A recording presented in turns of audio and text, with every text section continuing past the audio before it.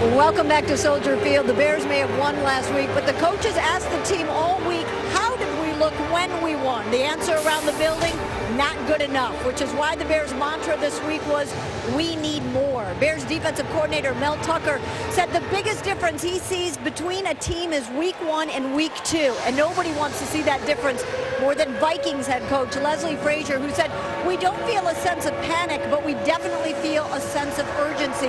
We do not want to dig ourselves an 0-2 hole. Tom?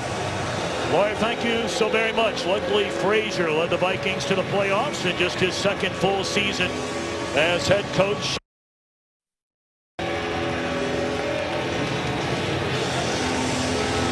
And on the other side, much has been made when the Bears hired 57-year-old Minneapolis native Mark Trestman as their head coach. Graduated from St. Louis Park High School.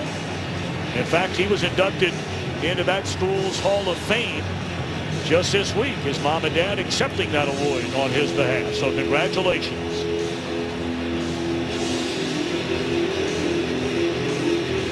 The Bears have won the toss. They have deferred until the second half, so Minnesota will get the football right from the get-go.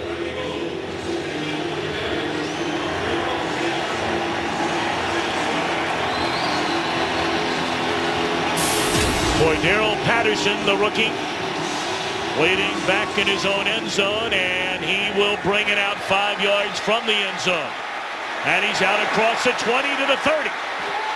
Across midfield. Patterson inside the 30, and on the opening kickoff, the rookie Cordero Patterson goes for the touchdown. 105 yards.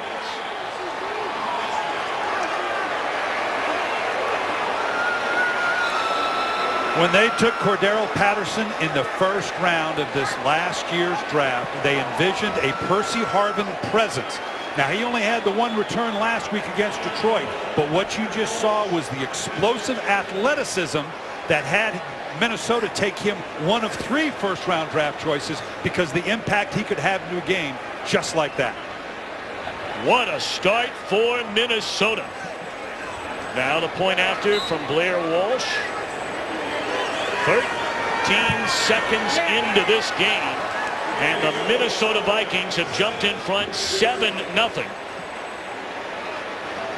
Of course, Patterson taking the place, as you mentioned, of Percy Harvin and all he meant in their return game, as well as the passing game and the running game. And how about this? Well, it sets up beautifully. The last thing you want to see as a coach is your kicker being the last guy to try to bring down a talented athlete like Cordero Patterson. Really only played 1 year at the University of Tennessee, but this guy, you could see every time he got his hands on the ball, something special happened. And head coach Leslie Frazier told us not only in returns, but offensively, they had to make a concerted effort to get the ball in this guy's hands more. This isn't the last we'll see of Cordero Patterson today.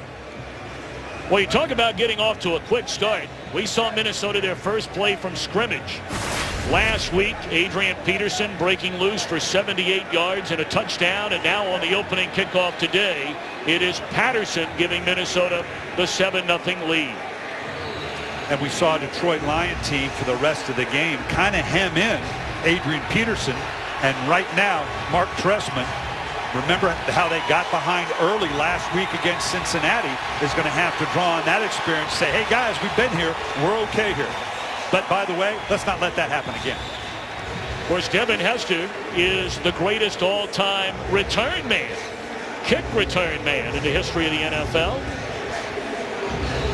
5 kickoff returns for touchdowns in his career, 12 punt returns for touchdowns. And Mark Trestman told us it was Devin Hester who came to him and said, all I want to do is returns. Hester, 8 yards into his own end zone. And he's in the open field. You got to be kidding. He's got one man to beat and run out of bounds at the 34-yard line. Oh, my goodness, what a start in Chicago. Is anybody playing special teams in the National Football League? I know these are 2 gifted guys, but boy, you talk about taking the emotional starch out of you after just returning a kickoff for a touchdown. Nice job setting up, and then the little bit of wiggle and gets to the outside. it turns into a foot race. Nice job on the backside, running this down to save the touchdown by Josh Robinson. Well, Cutler and the Bears on first down will hand it to Matt Forte. And he's bottled up maybe a gain of a yard. Jay Cutler last week in the victory over Cincinnati, 21 of 33, 242 yards, a couple of touchdowns, and an interception. He led the Bears to that come-from-behind fourth-quarter win. And that was substantial. His comfort zone in this offense. Head coach Mark Trestman told us, you know what, let's wait 5 or 6 weeks to see really how Jay integrates himself into the offense. But it was an awful good start against Cincinnati. Forte once more. A big gainer here. Inside the 20 to the 10. And run out of bounds by Josh Robinson at the 8-yard line. That'll be a first down. Minnesota is not a team that likes to bring the safeties down into the box, but you can see right here as he gets through the hole, the safety, Harrison Smith, was pulled up into the line of scrimmage. That's all well and good to have an 8-man front to stop the run, but if you let a guy like Forte get behind those 8 men, there's not a lot between him and the goal line. Forte had just 50 rushing yards last week against a stingy Cincinnati defense. Already 24 yards in this one and adding to it. Wrapped up by Robinson, but inside the 5, down to the 4-yard line.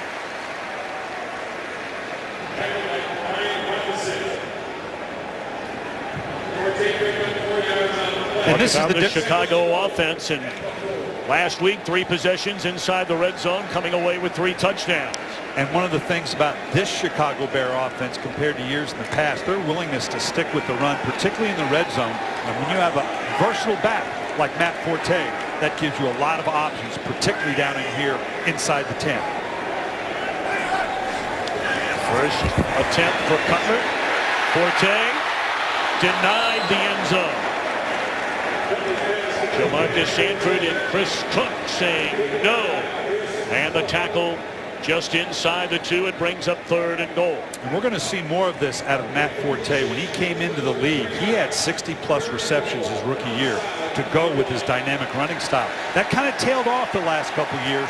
Mark Trestman is going to make a concerted effort.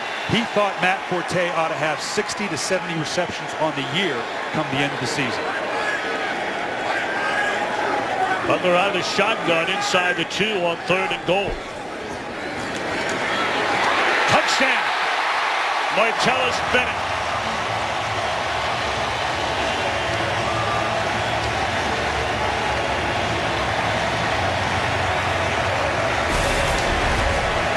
Martellus Bennett, of course, he had a big touchdown reception against Kansas City last week. This is the big, talented receiving tight end that Chicago really hasn't had for the last few seasons, and in the first 2 games, it's already shown up.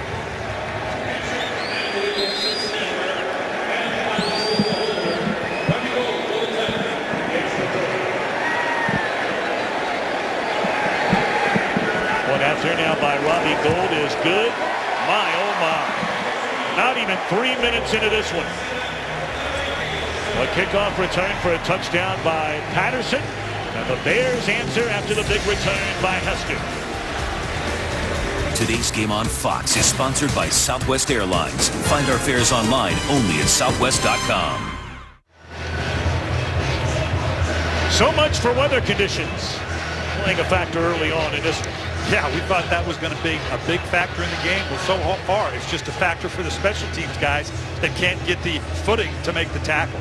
And these are 2. We'll see Cordero Patterson, only a rookie, but when you look at Devin Hester, we know this is one of the best return guys in the league. And as I mentioned earlier, it was interesting in talking with Mark Trestman. He said that he specifically came to him, talking about Hester now, and said, I just want to return kicks. I don't want to play offense, which was a real reversal from before when he was demanding to play offense. They kick it away from Patterson this time and through the end zone. The Chicago defense has a new cheerleader getting them ready before the game. We've seen Ray Lewis in the past, and now it's Stephen Paya.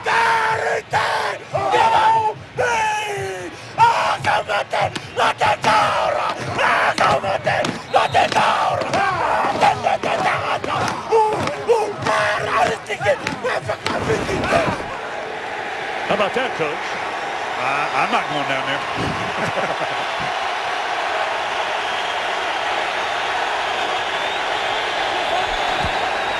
Ponder will hand it to Peterson, and he is dropped immediately by Lance Briggs.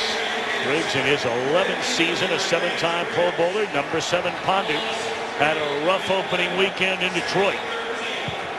3 interceptions, could have been 4.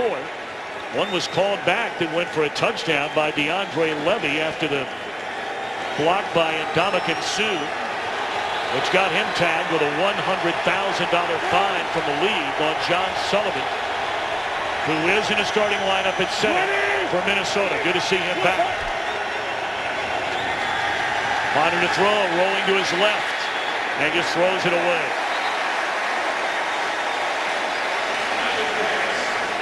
Well, naturally, you watch the Vikings, and the first name that comes to mind is one of the great running backs in the history of the game, Adrian Peterson. Matt Khalil felt like he had an off week last week. He did, and the go-to guy for Christian Ponder, tight end Kyle Rudolph, and of course Jerome Simpson had a career best day, or I should say the best day as a Minnesota Vikings, with 7 receptions for 140 yards last week. So an early 3rd down test. Pump fake, a lob, and it's a catch by Greg Jennings. It is for a 1st down. Nice throw, nice catch by the former Packer. Well, he pumps the little quick slant fake and then gets in behind Tim Jennings. That is a tough, tight throw. And I tell you what, we see more of it in the NFL because with the new rules about hitting defenseless receivers, typically in the old days, that thing might have gotten blown up. But now you've got to be very careful about how you hit that defenseless receiver. Jennings only had 3 receptions for 33 yards. His debut as a Viking last week. And now Peterson spun down up to the 39-yard lines by the middle linebacker DJ Williams. Forcing turnovers, taking the football away. That's the MO for the Chicago Bears. It begins with the pressure from Julius Peppers, who had an off week last week. Lance Briggs, 7-time Pro Bowler, and Charles Tillman and Tim Jennings. These are the turnover kings for the Chicago Bears. Gain of 4 on 1st down, 2nd and 6. Looking for Jennings once more in traffic. Step for step. Tim Jennings right there with him. And let's take our first game break. Back to Los Angeles and Kurt Menefee. Hi, Kurt. Hello, Tom. How about Steven Jackson saying hello to the end zone? 8-yard score, his first touchdown as a Falcon against his former Ram team. Atlanta up 7-0 in the first quarter. Back to Tom, Brian, and Laura. Atlanta in their home opener trying to get their first win after losing on the road in New Orleans last week. Another 3rd down. Vikings converted on 3rd and 13 a moment ago. Bears showing blitz, and here they come after Ponder. Great protection, and Kyle Rudolph fell down in midfield. That's just bad luck, and that's the first time today where a very wet field was a factor. And that was a wide open Kyle Rudolph. And you're exactly right, Tom. Last week against the Detroit Lions, the Minnesota Vikings were horrendous on 3rd down. They try to get the snap off quickly.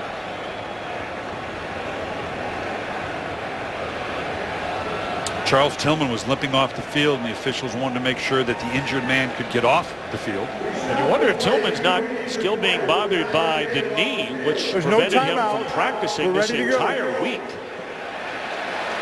Now, you're talking about one of the great cornerbacks in the NFL.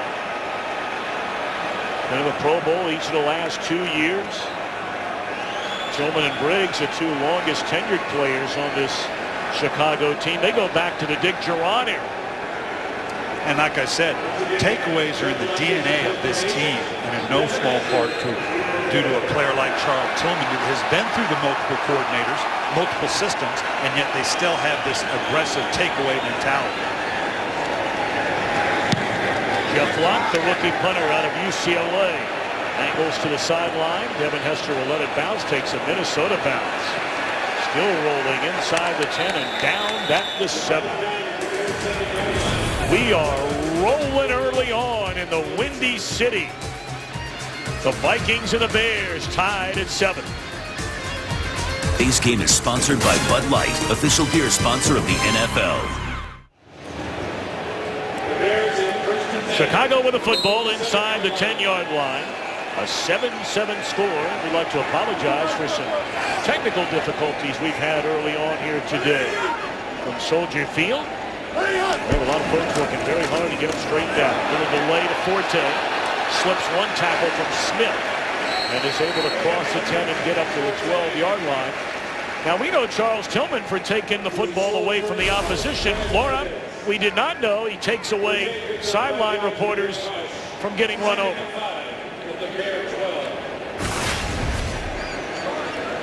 Well, it gets dangerous on that sideline, Tom.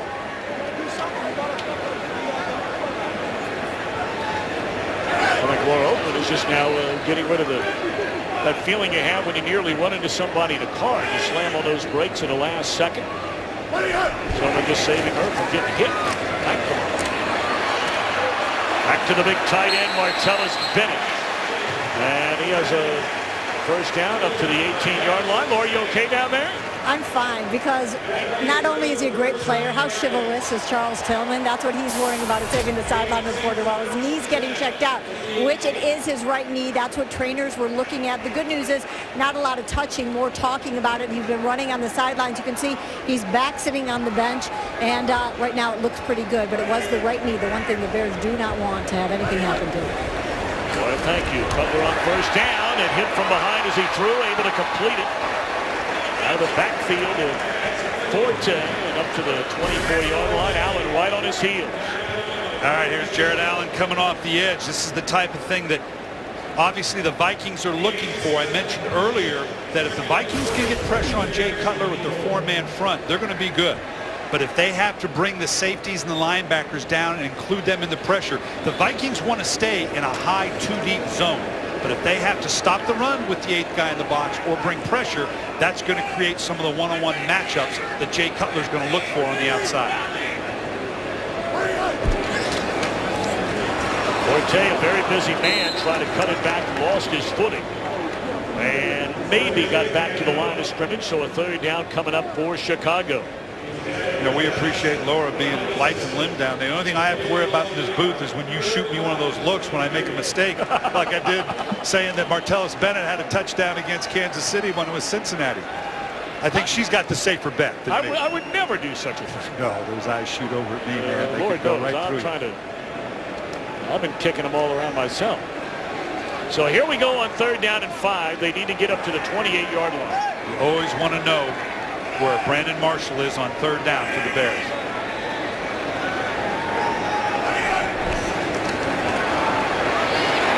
Cutler with running room, and he will pick up the first down.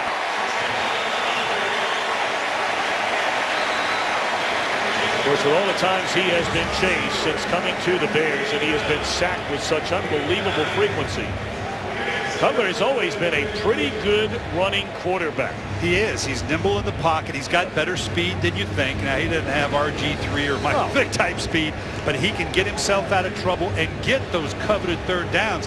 He had to do a lot more of it early in his career with this revamped offensive line, with Jermon Bushrod, the two young rookies that are playing well. He hopes to do less of that. They got 4 new starters along that offensive line, and Brian mentioned the 2 rookies, Long and Mills at right guard and right tackle. Under pressure again, and again having to eat it. He got eaten up by Chad Greenway. Been to the Pro Bowl each of the last 2 seasons himself as a linebacker. Well, as I said, they love to get pressure with their four-man front. Greenway is one of those guys that can be an excellent rush man when called upon, but also is excellent in his own drop. Not necessarily one-on-one man-for-man is his forte, but dropping into zone and reading a quarterback is right down his alley. And of course, no sacks against the Bengals. You're talking about one of the great defensive fronts, if not the best in the NFL. And Geno Atkins on the inside against those 2 rookies, that was quite an accomplishment. Michael Bush, his first carry. And it brings up third down and long for Chicago. We take a look at the Bears offensively. We talked about Jamon Brishrod coming in, the Pro Bowler from New Orleans. Matt Forte, we've already seen his versatility. Brandon Marshall was third in the league in receiving yards last year. And Martellus Bennett, we've already talked about the impact he had in the come-from-behind win against Cincinnati. Get it right this time. And we've already seen his impact on the game. Don't be looking for it. Third down and 10. And again, under heavy pressure, flag down. Throw and dropped by Alshon Jeffrey, and another flag comes in. So we have one in the backfield and one at about midfield. Wow, we're going to see two penalties here. Clearly it was holding when a quarterback has to flush the way he did. Typically that's tough on a lineman. I think we're going to see a penalty on Harrison Smith coming in and targeting the receiver. There were two fouls by the offense on the play. Holding, number 74, that's declined. It was also illegal touch. The player went out of bounds and was the first to touch after he came back in bounds. Number 17, that penalty is also declined. Brings up fourth down. So it wasn't hit by Harrison Smith. He started out of bounds, came back into the field of play. Kind of a double whammy there. Either way, the Bears are going to have to punt the ball. You can see right here, he's just out of bounds. He wasn't forced out of bounds. Now he comes back in. He's first touching. That's what brought the penalty. Marcus Sherrills for the Vikings stands back at his own 20, awaiting on the punt from Adam Podlash.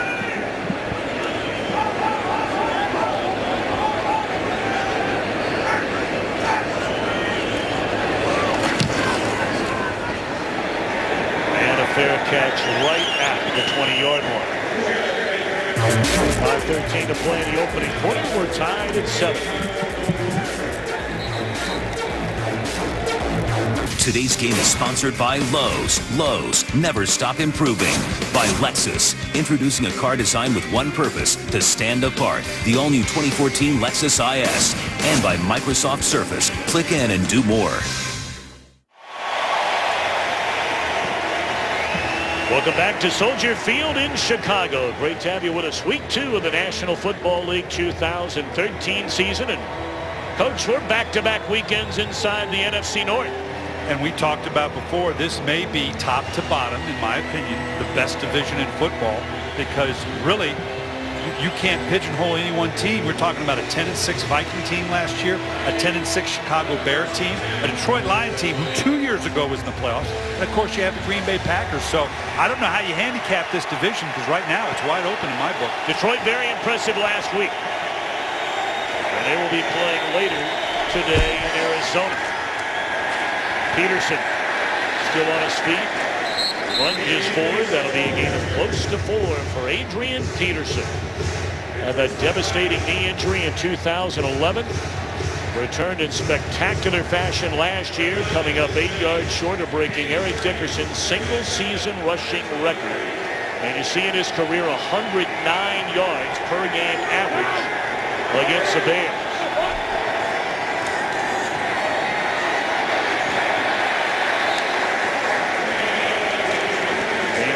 Brings up third down tonight on Fox Sports Live. Join Jay Onright and Dan O'Toole. They'll recap all today's action from the gridiron and all over the sports world. It's Fox Sports Live tonight, 11 Eastern on Fox Sports 1. And to find Fox Sports 1 on your provider, go to foxsports1.com right now. Greg Jennings right here in the bunch. That was this third down situation is exactly what Greg Jennings was brought in here to do.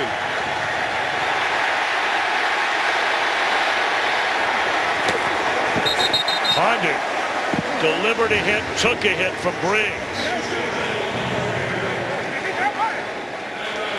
And the Vikings go 3 and out.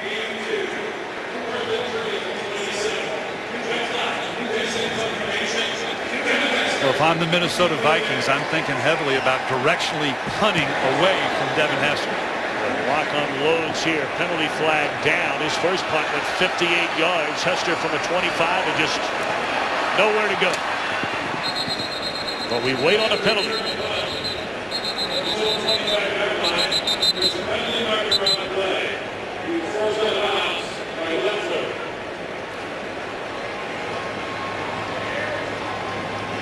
Hockley, our referee today.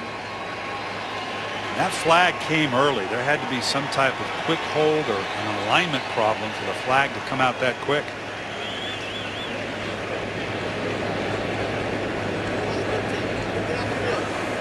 "12 men in the field by the offense. Correction, I'm sorry, by the receiving team on the kick. That's a 5-yard penalty. It's enforced from the previous spot. Results in a first down." And that's why the flag came out so quickly. So clearly they could see there were 12 guys on the field. So how about that? Chicago thought they had the football, but the penalty against the Bears gives Minnesota the ball right back, an automatic first down.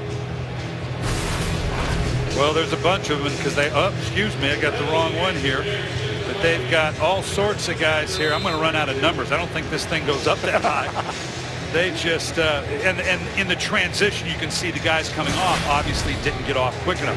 That is brutal to get a team 3 and out and now have to go back on the field defensively because of an alignment or a substitution problem.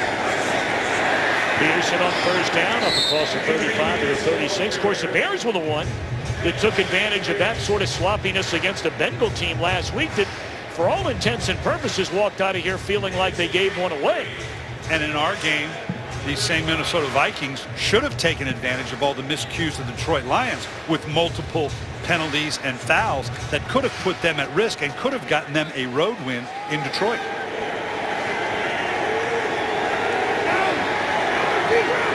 Peterson 5 carries 10 yards to begin the afternoon. They're going to throw it on second down, or try to throw it. Corey Wooten there to wrap him up. Third down upcoming right now. A game break, and once more we send it to Kurt Menefee in L.A. Well, your game tied at 7. So are Houston and Tennessee after Jake Locker hooked up with Kendall Wright on a 6-yard score. That evened the count in the first quarter. Tom, Brian, and Laura. All right, Kurt, thank you. Minnesota 1 of 3 on third down so far. That was on the completion of Jennings. And down goes Ponder. Leveled by Lance Briggs. Boy, they are bringing the heat, and Minnesota having a hard time slowing them down. Well, neither of these teams like to bring linebackers that much, but that was just a late delayed shot by Lance Briggs coming at just the right time. I expect to see more of this against the Minnesota Vikings. Christian Ponder in this receiving core. The ball went backwards. It was the contact of the defender that changed the route of the ball. By rule, that makes it a forward pass, incomplete. It's fourth down. But as I was saying earlier, the fact that the pressure on Christian Ponder we expect to see more of until they show that they can defeat the one-on-one coverage of the Chicago Bears with the receiving core that they have. We mentioned 12 punt returns for touchdowns in the career of Devin Hester, but it's been a while. His last one came in 2011.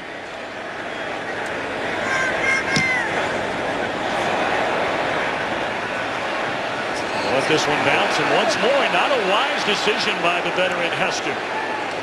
2 of those have bounced and taken Minnesota bounces. 51-yard punt. The Bears on offense in a 7-7 game when we return.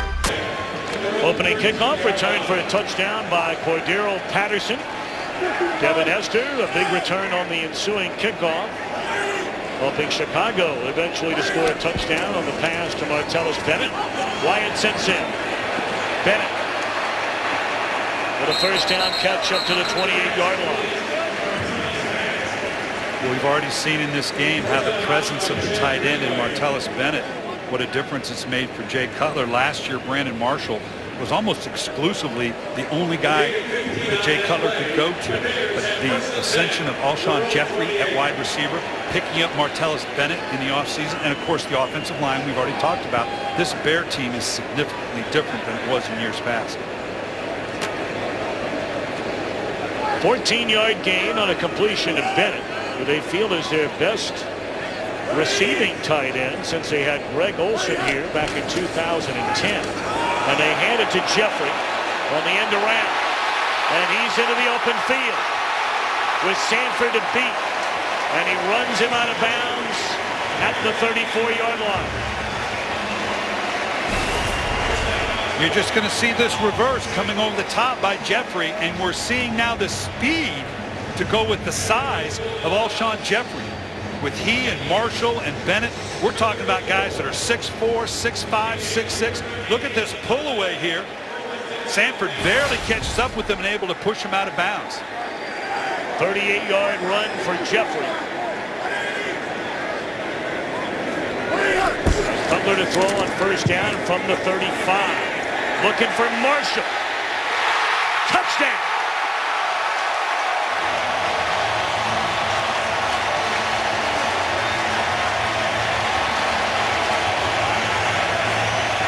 Like we said, you always have to find Brandon Marshall. Where is he in the alignment? He's right here in the slot. And you can see Jeffrey pulls up. Marshall fights through the hold on the outside. Beautiful air, beautiful timing by Jay Cutler for the touchdown.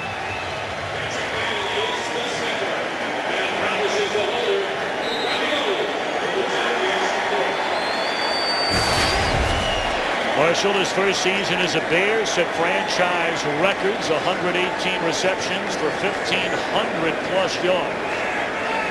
That drive lasting all of 3 plays. Capped off by the 34-yard touchdown by Brandon Marshall, and the Bears lead for the first time today. 3 plays, 86 yards. Cutler finding Bennett to start it. Had the long run by Jeffrey and capped it off with a touchdown toss to Marshall.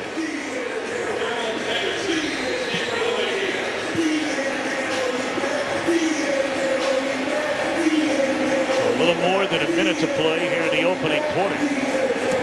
And Patterson building this one once more deep in his own end zone. He's already returned 105 yards.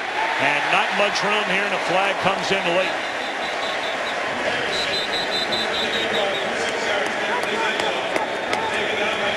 Holding by the receiving team, number 51. Half the distance to the goal. Minnesota keeps the ball, first down. Tom, let's go back to that touchdown. And I want to show you here, Mark Sanford right here. This is not what the Minnesota Vikings want to do. We talked about how they're going to have to adjust their 2-deep zone defense. Here they got a single high, and this is not what you want to do against Marshall. Jay Cutler comes to the line, and anytime he sees that single high defense, he's going to look for that one-on-one matchup. Last week in Detroit, they stayed almost exclusively in 2 deep and cut out Calvin Johnson. They have to come into this single high defense a whole lot. We're going to see a whole lot of Brandon Marshall down the field. Backed up inside their own 5, and Peterson spinning away from 1 tackle. And picks up maybe a yard, maybe 2, depending on a spot.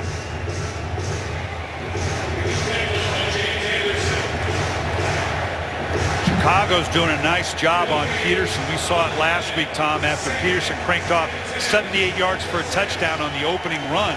Detroit did a good job of getting Adrian Peterson for no gain, -2, -3. You don't see that a lot with Adrian Peterson, and so far the Bears have done a good job. Fake the handoff. High throw, but a catch made by Jennings, and that'll be a first down up to the 19-yard line. Jennings, 7 great years in Green Bay. 3 1,000-yard receiving seasons, 2 Pro Bowls, won a Super Bowl there. Boy, in recent years, the Packers have owned Cutler and the Bears. That'll be the final play of the opening quarter. Chicago in front, 14-7. Quite a turnaround, the first half numbers for the Bears from last week. You may remember Cincinnati in the first half had 245 yards of offense against Chicago. Their defense putting the clamps on Minnesota early today. Julius Pepper standing on the sideline. He missed a lot of playing time and a lot of practice time this week, suffering from the flu. Wide open across the middle is Jarius Wright. And that's a first down up to the 38-yard line. And right now, let's send it to Kurt Menefee back in Los Angeles for a game break. Falcons with their home opener against the Rams. Matt Ryan hooks up with Julio Jones, who breaks a tackle and then takes it for a career-long 81-yard score. Falcons starting the second quarter up 14-0. Tom and Brian.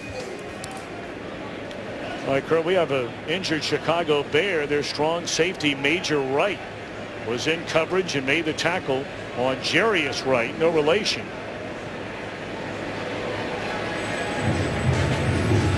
And right up to his feet, but a little bit wobbly, making his way back to the Chicago sideline.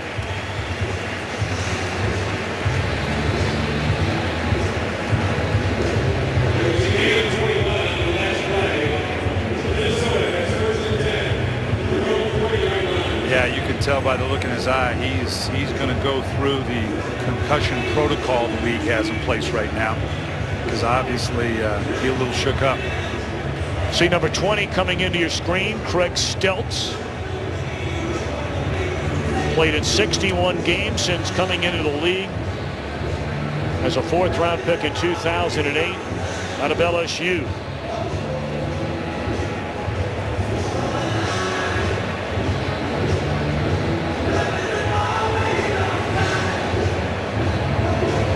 Christian Ponder knows he's got to get something going here, particularly on 3rd down. They're 1 for 4 on 3rd down.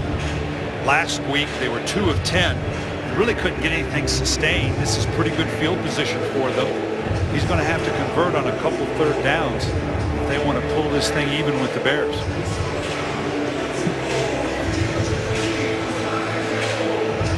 Peterson, 6 rushing attempts for a total of 9 yards so far in this one. And look, we talked about what happened last week, Brian. He had that 78-yard touchdown run, the first touch of the season.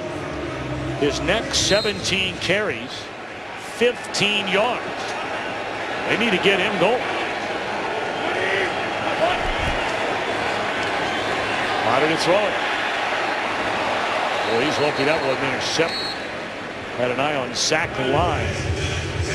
Christian Ponder's starting off with a tough day, much like the one he had against Detroit. He hasn't turned the ball over yet, but you can see the pressure coming from the side. Moving, running him down from the backside. Now it comes from the inside with Briggs. He can barely get the ball off. Christian Ponder, who is a bit mechanical in the pocket to begin with, needs a much cleaner pocket to be effective. Patterson. And read beautifully by Isaiah Fry.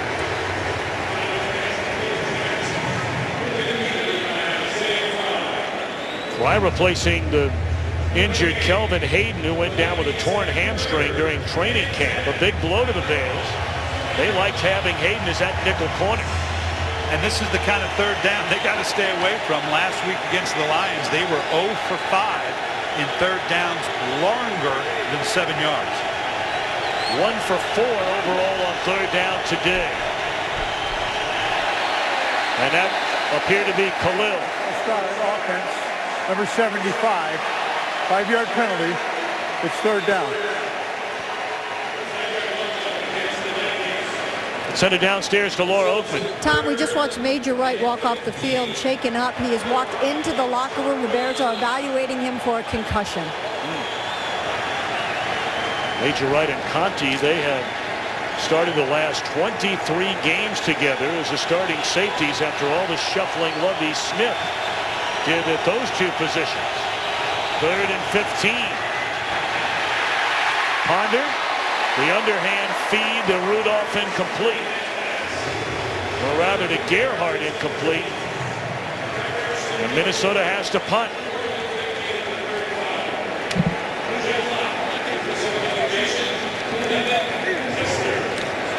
Good pressure, good stunt by the Chicago Bears getting pressure. We talked about Ponder being uncomfortable in the pocket, getting guys right in the middle of your face. That is the stem why they struggle on 3rd down. Eric Weems, the lone Bear, standing back to receive this punt, and they're trying to save it at the goal line. What an effort down there. And then it's touched by a Bear, and it's a live ball. And apparently it got back to the back of the end zone and goes as a touchback. It was batted back initially by Marcus Sherrills. And what happened after that? It's actually a smart move. Once you get in position like that, to get it out of the back of the end zone, a bit risky. They're talking it through right now, the officials are, to make sure the sequencing of what happened is correct. The result of the play is a touchback by rule. The ball was first touched by the kicking team, batted back into the field of play legally, and then it was attempted to be recovered, went out of the back of the end zone. As soon as it went out of the end zone, it was a touchback because it was the kick that put it into the end zone. Touchback. Eric Weems tried to run through the pack inside the 5 and pick that ball up. You can see it's beautifully kicked back into the field of play. And now once it's been touched and back, he's trying to get this thing back into. There was never any possession at that point. So it's minimal risk. 23 to play until halftime. Chicago fell behind on the opening kickoff 7-0. But now 2 of their last 3 possessions, resulting in touchdowns.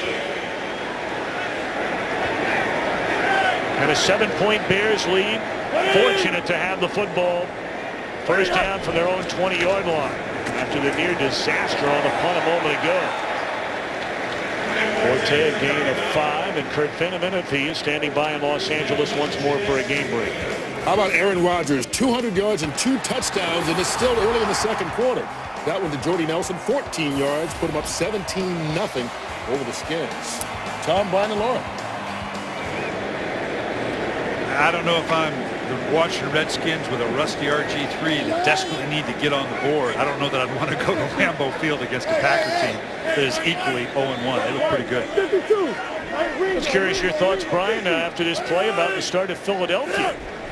How impressive they were, especially in the first half against those Redskins last week. Forte for a first down. That'll be up to the 35-yard line. Very impressive, obviously. The question I have, and obviously they had the high tempo offense. They ran better than 70 plays.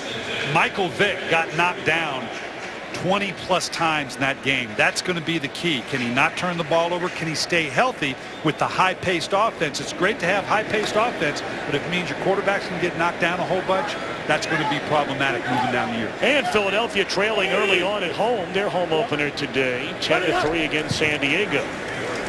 First down. And Forte maybe back to the line of scrimmage, wrapped up by Chris Cook.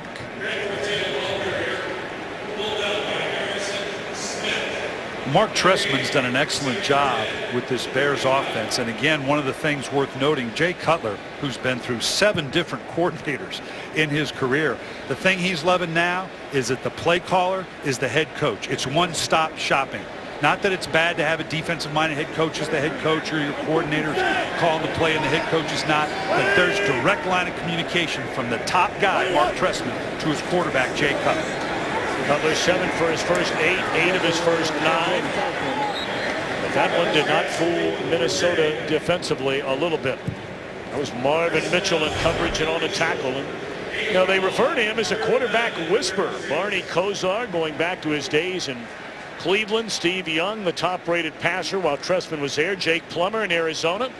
Rich Gannon won an NFL MVP award while Trestman was in Oakland.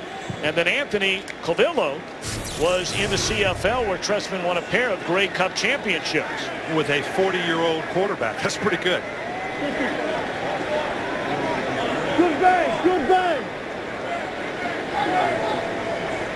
Bang, bang, bang, bang. 3rd and 9. First down catch by Marshall. Boy, he's hot. To start this one is Jay Cutler. He talked about the size of these receivers I've already mentioned with Alshon Jeffrey, with Brandon Marshall, and with Martellus Bennett. He says, you know what? That gives me a lot of room to miss when I'm throwing to a bunch of 6'4", 6'5", 6'6" guys with a huge span. They can use their body in tight situations like that to get you just enough of a hole to throw the ball into. 52.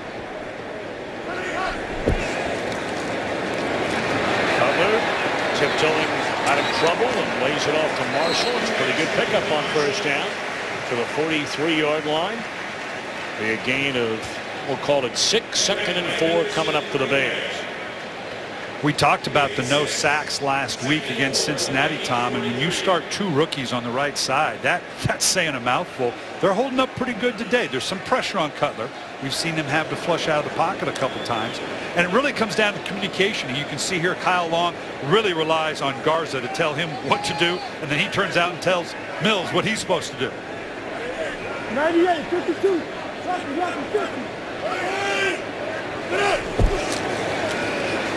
Well, they're going to throw him wide open. Forte out of the backfield. And he is down to the 32. That'll be another first down.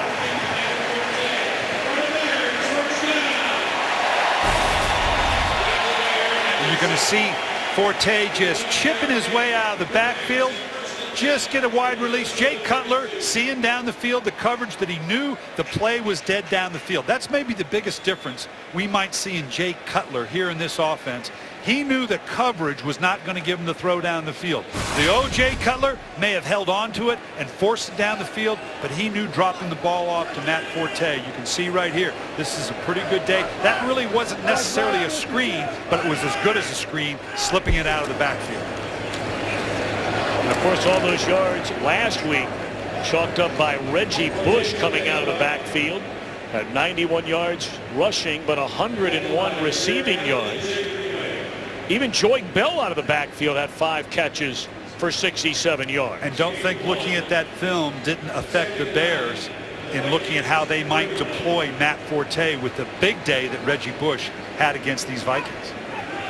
Forte already ranks among the top 5 in many all-time statistical categories in Bears franchise history. 2nd down and 9. And Cutler runs into his own man. Throws it to Bennett. Out of the end zone. Hopefully Bennett's all right. He got tangled up with a cameraman down there. Hopefully they're both all right. We're going to come out and take a look at Martellus Bennett. And we'll step aside as well. Looks like Martellus Bennett is okay. Hopefully he just got the wind knocked out of him. I know it wasn't a touchdown, but you got to look at this again. This was spectacular. First, look at the ups that Martellus Bennett gets, and then right there, just the one-handed grab. You ought to give him a point for that, maybe 2 points for style, right? I mean, we ought to start adding that into this game because that was spectacular. Well, Bennett will have to go to the sideline before this 3rd down and 9. And Laura Oakman will try and get us some kind of update on what happened there with Martellus Bennett. Came over after a big season, 1 season, with the New York Giants. And again, we're having some technical difficulties here, and we're still trying to work our way through them. Cutler 5 of 6 on the drive. And down he goes, and the football is loose, and Robinson has it. And Robinson inside the 20, the 10, and that is a touchdown for Minnesota. Stripped away by Jared Allen, and Brian Robinson goes 61 yards.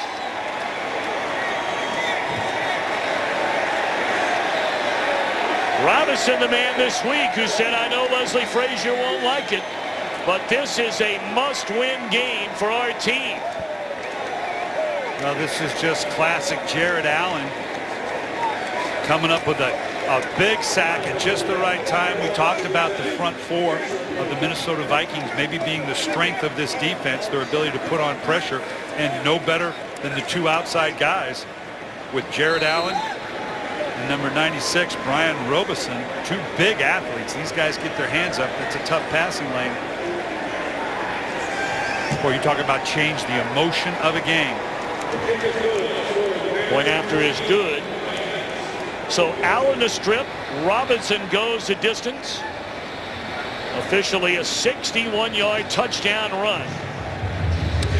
It's been a big return. And now a turnover brought back for a touchdown for Minnesota. This game on Fox is sponsored by the 2013 Ford F-150 with EcoBoost. Well, Brian, here you've been dominated pretty much this entire first half. And yet you get the opening kickoff return, 105 yards by Cordero Patterson. Chicago's driving down the field seemingly at will, but a turnover. You bring it back for a touchdown, and you're even on the board. And you knew it was going to have to play out this way for the Minnesota Vikings with a struggling Christian Ponder at quarterback, that the defense was going to have to come up with some type of big play, or maybe in the return game like we saw. So it's very fitting for the Vikings right now that it's a kickoff return for a touchdown and a defensive touchdown that has them in this game. First career touchdown by Robinson. And now into the open field, it's Devin Hester. Streaking down the sideline. And slides down inside the 25. Second big return today by Devin Hester. And you talk about the emotional response to after having given up a sack and a fumble for a touchdown. Again, he starts to the one side, cuts back across the field, and now turns on the Jets. He's going to catch a little grief for getting caught in behind, but that's still a heck of a return. Just the emotional response these Bears needed after the tough sack, fumble, and touchdown against the offense. So he's had 2 returns, one for 76 and that one for 8. Bush on first down for a yard. Of course, Devin Hester is 1 return, and we use that as an emphasized word, return, shy of tying Deion Sanders for most combined return touchdowns in NFL history. Hester has 5 kickoffs, 12 punts, and 1 missed field goal return for a touchdown in his career. The overwhelming majority of Deion Sanders were interceptions returned for a touchdown. Forte back on the field. And a first down close to the 10-yard line for Matt Forte. And again, we apologize once more for a number of technical problems we are having today here at Soldier Field. It is a 14-14 game. Still playing in a light rain and closing in on 6 minutes and 10 seconds to play until halftime.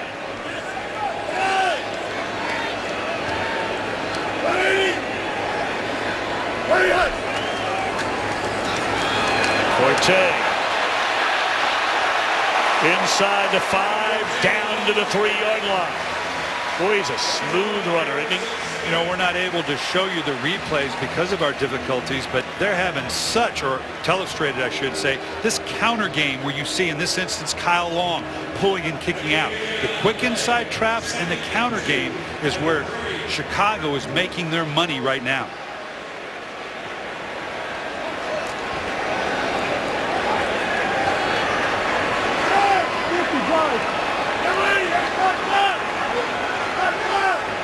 Second down and 2. The Bears can get a first down inside the 1-yard line.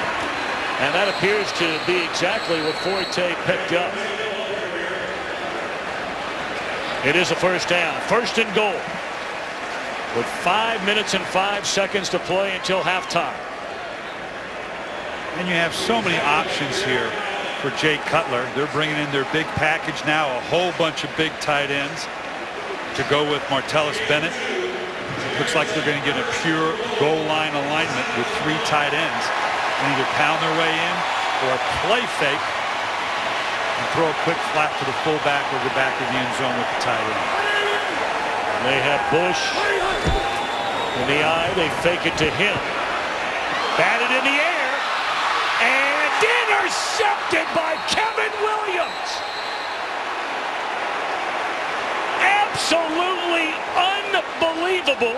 The Bears on this drive running. and Brian first and goal at the 1, and you're throwing the football. Yeah, and I think the mentality is, you know what, because we ran ourselves down here on goal line defense, you sell out one way or the other. I'm going to stop the run or I'm going to stop the pass. They had to be anticipating that Minnesota was going to sell out to stop the run, hence the play action that I referred to earlier. But throwing across the middle of a goal line defense on any flat throw is problematic at best. Bad things happen when you do that. But Jay Cutler, that's the first time he's thrown an interception inside the red zone since 2010. 97 red zone passing attempts since his last interception. And now on first down, batted ball. And unable to get it was Jerome Simpson. Second down and 10 for Minnesota. What an unbelievable turn of events. Brian, I have to ask you again. I mean, you talk about selling out on goal line defense from now until the end of time. It's the 1 yard line. And as a play caller, you always love it. Well, if you'd known you were going to throw an interception, wouldn't you have run it? Well, yeah, if I'd have known I was going to throw an interception, I would have run it. And now Peterson up to the 28. They'll be 2 yards short of a first down. Major Wright got him right back on the field. After leaving earlier, they wanted to check him out, you may remember, for a concussion. And now this is the classic situation here. You have a third and relatively short. The question is, are you short enough to go ahead and hand it off and run the ball, or are you going to rely on Christian Ponder to throw for the first? But currently 1 of 5 on third down. Ponder's going to run it, and he will slide his way, dive his way to a first down up to the 31-yard line. Christian Ponder has excellent speed outside the pocket. He really does. He ran a 4.640 at the combine. That puts him up in Cam Newton territory. He's not a 4.41 like RG3, but he's got good speed. What he doesn't have is that nimble foot in the pocket, and that's why you see Christian Ponder many times play faking and getting outside the body of the formation on boots and waggles in order to throw. First down and 3:10. And now 3 minutes remaining until halftime. And it's intercepted. Tim Jennings led the NFL with interceptions last year, and this one for a touchdown.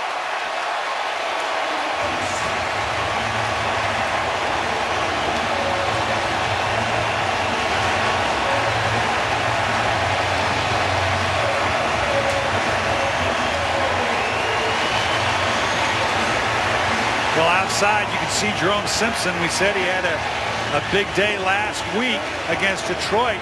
Ponder just kind of staring that thing down again, going to the outside. That's a late outside throw. We talked about the ability of these Bears to generate turnovers. Christian Ponder clearly going to the outside. Tim Jennings seeing the same way that Christian Ponder did. The eyes of Chris, look at here, right from the get-go, right from the snap, Christian Ponder staring down the outside receiver against an interception-happy team like Chicago. That's a dangerous thing to do. Point after by Gold is good. 2:51 to play until halftime.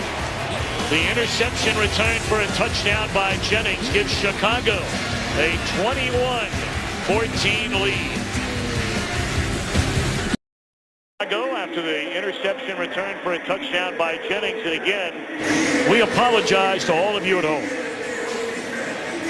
with the many technical difficulties we are having from here at Soldier Field.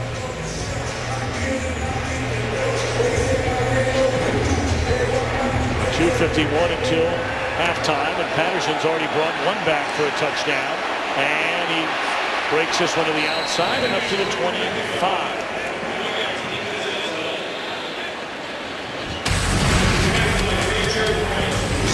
Well, Jay Cutler's having a heck of a day, except for the one interception. He's making plays outside the pocket, but now the fumble picked up for the touchdown by the Minnesota Vikings. Now he throws the interception flat through the middle of the goal line defense, something you never do as a quarterback. Cutler is hit on 11 of 14, 107 yards, 2 touchdowns and an interception. Meanwhile, Ponder, as he drops one off to Jennings on first down, and Jennings still battling for extra yardage. We'll see where they spot this. He picks up nearly 10 on first down. Ponder now 5 of 13 for 61 yards. And the big interception a moment ago there in hurry-up mode. Minnesota with all 3 timeouts remaining. And 2:30 to play until halftime. A very quiet first half for Adrian Peterson. And we're going to see what kind of confidence Leslie Frazier and the Minnesota Vikings have in Christian Ponder. Here outside of 2 minutes. You're sitting here with the 2-minute warning. You've got all 3 timeouts. You've got plenty of assets to orchestrate a drive down the field. We'll see what kind of confidence they have in letting Christian Ponder orchestrate that kind of drive, or that they go for the safe route with a lot of runs if they can convert here on the 3rd down to minimize the exposure. Well, Patterson, the big kickoff return on the opening kickoff. Hester responded with a 76-yard return, setting up another Chicago scoring drive. They went ahead 14-7. The fumble by Cutler, returned by Robinson for a touchdown.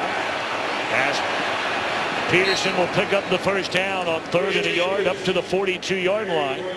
And the clock stops, 2:17 to play. That was the Bears who spent a timeout a moment ago thinking they stopped 3rd and 1. They get the ball back. And the fact that the clock has stopped outside of 2 minutes and the Vikings still sitting with a bunch of timeouts. They're in great shape here to run their 2-minute offense. I don't know that they need to run no huddle offense if they're not comfortable with it. They have enough tight ends, or excuse me, timeouts, and the clock was still running. And we have reached the 2-minute warning.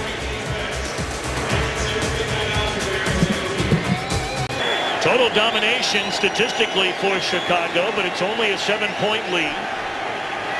2 minutes to play until halftime, and the Vikings a first down from their own 42-yard line. Handed off to Peterson, crossing midfield, inside the 40, inside the 30.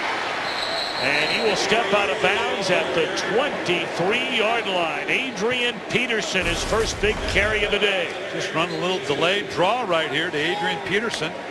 Just a 3-man rush, actually. They're spying the linebackers out of there, and Adrian Peterson gashing down the middle of the field. I think Chicago's got to play a more basic front against these Minnesota Vikings. You know Adrian Peterson can beat you. Let's see if Christian Ponder can beat you throwing the ball. You better play. 36. Peterson, by far his best of the afternoon. And he'll get it again. And a gain of close to 2. Peterson, by the way, has just eclipsed the 9,000 rushing yards mark in his career. The 3rd fastest player to ever do it. And this is 91st game, trailing who did it in 82 games, and the great Jim Brown.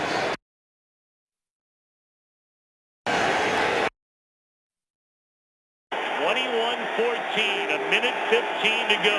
Second down at the 20. Ponder looking for Rudolph, and the big tight end for the touchdown. He just ripped that one right away from Major Wright.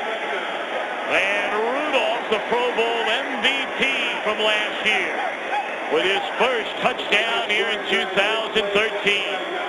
We talked about Jay Cutler throwing to his big receivers. Well, Christian Ponder has that same ability to go to the big Kyle Rudolph.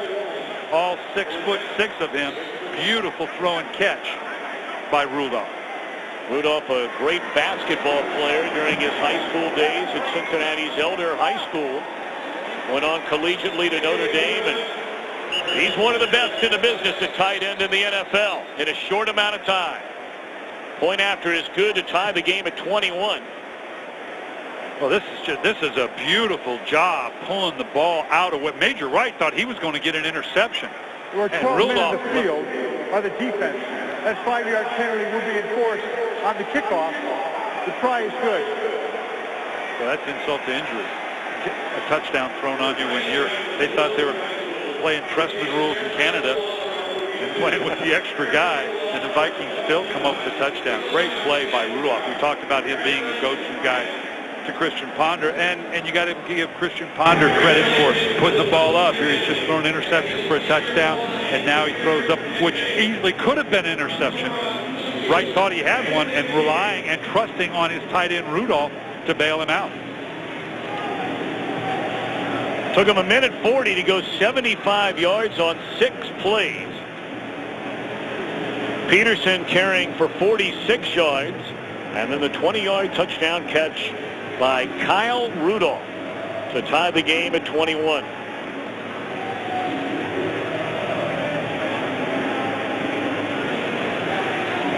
And again, we will continue to apologize. I know so many of you look so forward to each and every one of these games, and nobody does it better than the NFL on Fox. All our technical people are, believe me, they're scurrying around down there trying to figure out what it is that's causing some issues for us today in Chicago. We'll do the best we can. That's all you can do.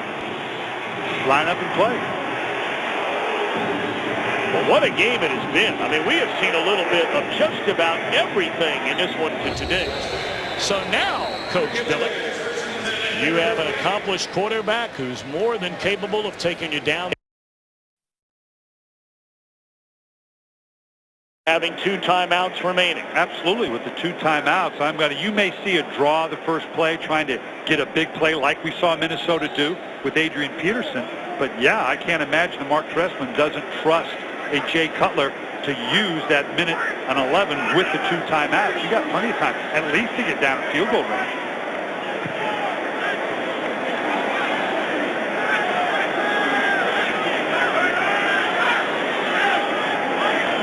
And there's a draw. You just said it.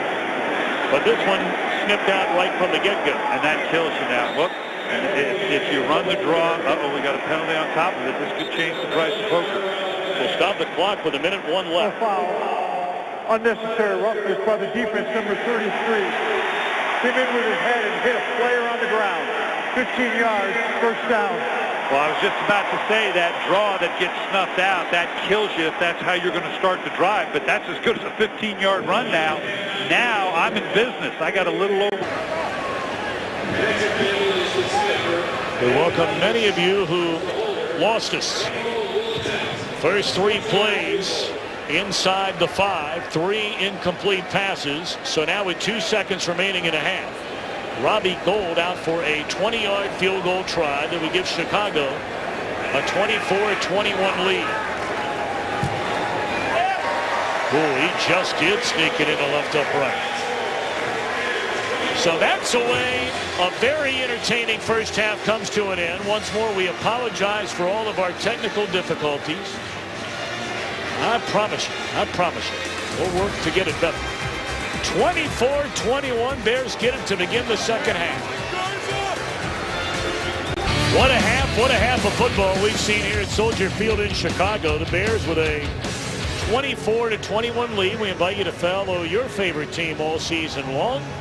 Just go to iTunes.com/NFL. Well, Brian, that first half, and again, we apologize to all of you for all the technical difficulties we're having. We mentioned before we have a lot of folks working very hard to get them straightened out. What an unbelievable half. Well, and it's all the big players making big plays. Cordero Patterson and Devin Hester in the return game. Brandon Marshall, you knew you'd see a lot from him with big plays down the field. Jay Cutler throwing the ball down the field. Saw Christian Ponder actually respond to adversity and take it down the field. It was a 14-7 Chicago lead, and they were dominating every category imaginable. Then this fumble by Cutler. Robinson returns it 61 yards for a touchdown to tie the game. Bears go down the field at the 1-yard line, intercepted. But very next possession, Ponder throws the interception. Tim Jennings a touchdown. Ponder answers with a touchdown strike to Rudolph with 1:11 to play. And then really it was a penalty by Minnesota, which aided the Chicago drive, which eventually led to a field goal to take the lead the final play of the half. Yeah, they actually stuffed the draw play to Hester that probably would have killed any real drive with approaching a minute, even though they had 2 timeouts. But the penalty now all of a sudden made it like a 15-yard game, and that's all Christian Ponder needed with 2 timeouts to get a throw to Brandon Marshall down the field, take it down to the 2 or 3 yard line. They had a couple shots to it, couldn't quite get it done, and had to settle for the field goal. Brian, let me ask you quickly, if you're Mark Trestman, how do you feel about that first half? A lot of good, but a lot of things obviously you hoped would go better. Well, let's remember they were down by 11 to Cincinnati, so right now they're feeling pretty good based on what happened last year, or last week I should say. You got to focus on the positives and just know that you're better than the negatives. All right, Devin Hester already a pair of big returns in this one, 76 yards and 80 yards. And this one right at the goal line to begin the second half. And they'll bottle him up this time, running him out of bounds. And a little pushing and shoving going on at the end of that play. Let's check in downstairs with Laura Oakman. Tom, Leslie Frazier said all week they've been talking about how Christian Ponder has to make good decisions. Second half, he said that is going to be so important against this great defense. We can't make mistakes and give them anything. Offensively, he said we're going to keep feeding the ball to Adrian Peterson no matter how good of a job they've been doing with him. And Mark Trestman said we know that. We know that Adrian's going to keep getting the ball. The key, great run fits everyone to the ball when he has it. He said it's an unusual game. We have to keep mixing it up. All right, first down for Cutler. Fakes one way, comes back the other way to the big tight end Martellus Bennett. And that'll be a first down, a gain of 15. Well, Minnesota allowed 21 points in that second half loss week 1 at Detroit. We were there. And Chicago stormed back after trailing at one point 21-10 to Cincinnati to beat the Bengals in the final stanza.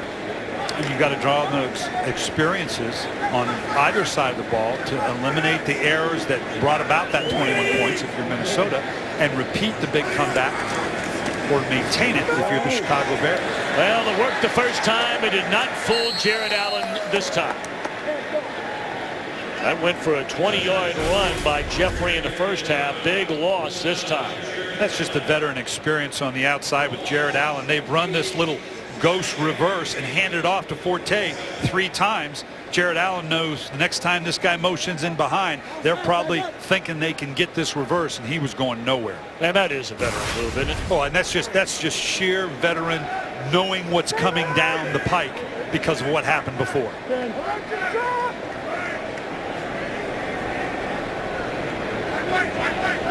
Mike 52. Loss of 8, second down and 18. And Cutler has to just lay it off. And Forte breaks a couple of tackles. Good gain there. Up to the 39-yard line. Will bring up third down and 6. Those are the kind of gems you love as a coach. The play is dead. They ended up in a very soft 2 deep. Jay Cutler had no place to go. Nice protection by the offensive line to hold it out long enough for Jay Cutler to just try to make something happen. Typically that late into the play, something bad usually happens. A tip ball, an interception. Instead, they're able to get some good yardage to make it a manageable 3rd down and 5. Hey, good bang.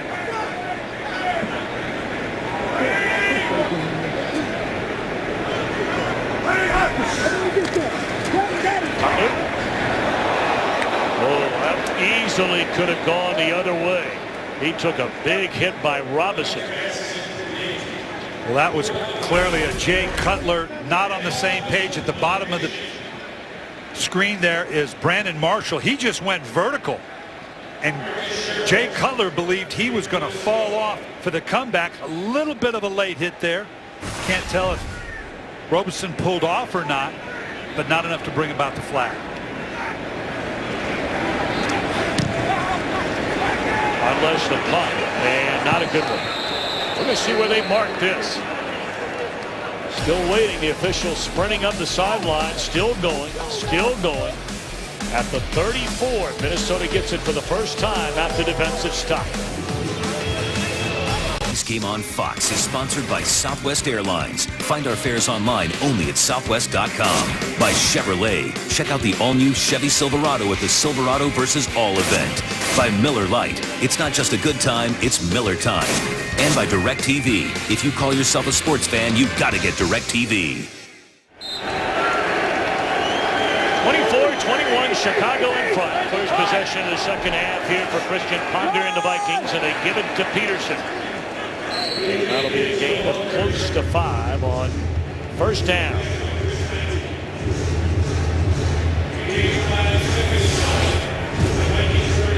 Ponder 6 out of 14 through the touchdown in the final minute. The interception that went for a touchdown. Peterson had a 36-yard run on that final drive of the half, and Jennings matching his reception total from last week in the first half. Play fake to Peterson. Great coverage once more by Jennings. Ponder maybe a fraction late, rolling to his left. That's something, Brian, we talked about a number of times last week. As a right-handed quarterback, rolling to your left, and how it takes a little bit more time to get squared up and hit the receiver. It does, and Ponder going to the left has not been real successful. I understand that as a changeup, but to take a quarterback, a right-handed quarterback, go to the left that much, particularly with the difficulty that you ask him to make good decisions, don't put him in a tough physical position to make these good decisions. He'll carry the football and come up short. Now Phil Lodo was saying he slid before he was touched to get a first down.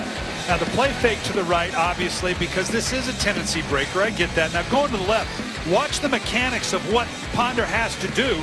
Pretty good, but the ball is just out a little bit late because of him going to the left. And here is a very interesting decision early on. Leslie Frazier is going for it on fourth down. Let's see if they're just going to try to draw them off sides here with the fake count.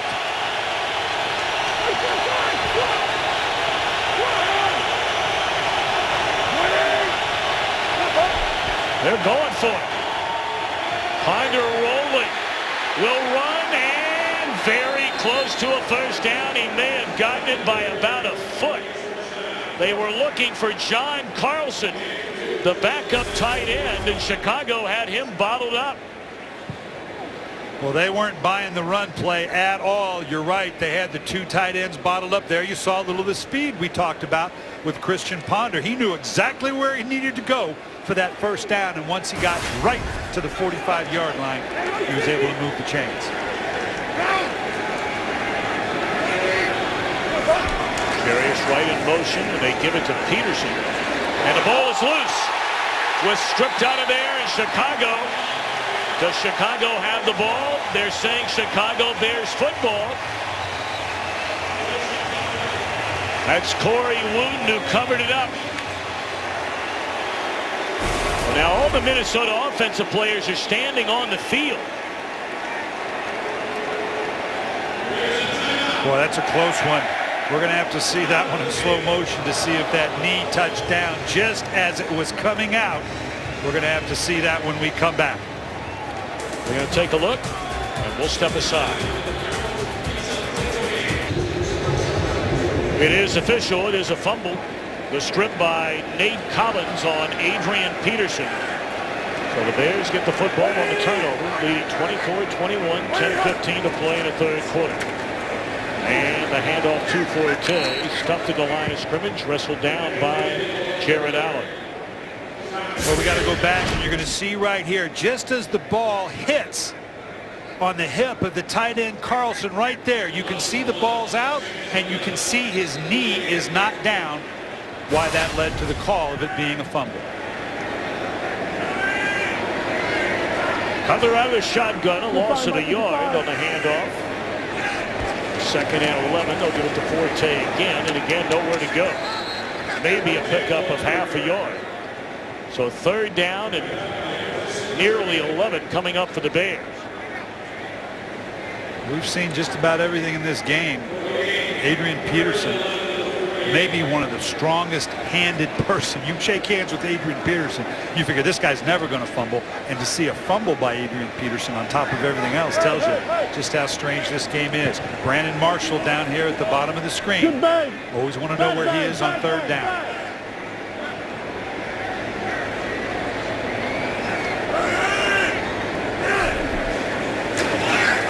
Blitz coming. They get it away to Bennett, but surrounded by 3 Viking defenders, and it's 3 and out after the turnover for Chicago. So a good defensive stand there for Minnesota.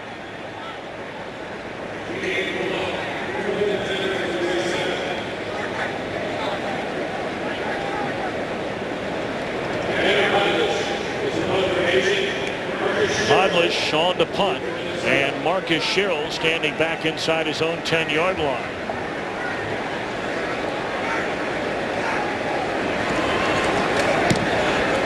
End over end punt, and a fair catch at the 8-yard line, and that's where Minnesota will put it in play. 8:17 to play in the third. A good one today inside the NFC North. A 3-point game.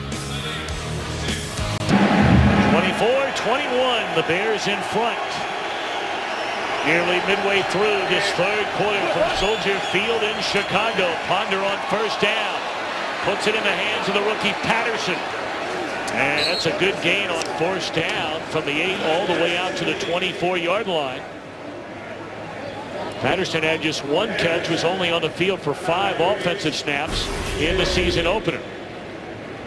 And again, they've done this a couple times, trying to get the ball out quickly. Almost an extended handoff, really. What we haven't seen yet is him motioning into reverse. We're apt to see a reverse by him at some point. They know the athleticism. We've already seen it with the kickoff return for a touchdown. Peterson hard running up to the 30. That'll be a gain of close to 6, almost 7 on first down, brought down by Collins. Collins, the man who stripped the ball away from Peterson on the last possession. And you certainly want the fumble and recovery for Chicago, but on the flip side, I think you've just made Adrian Peterson really mad, and that's a bad thing.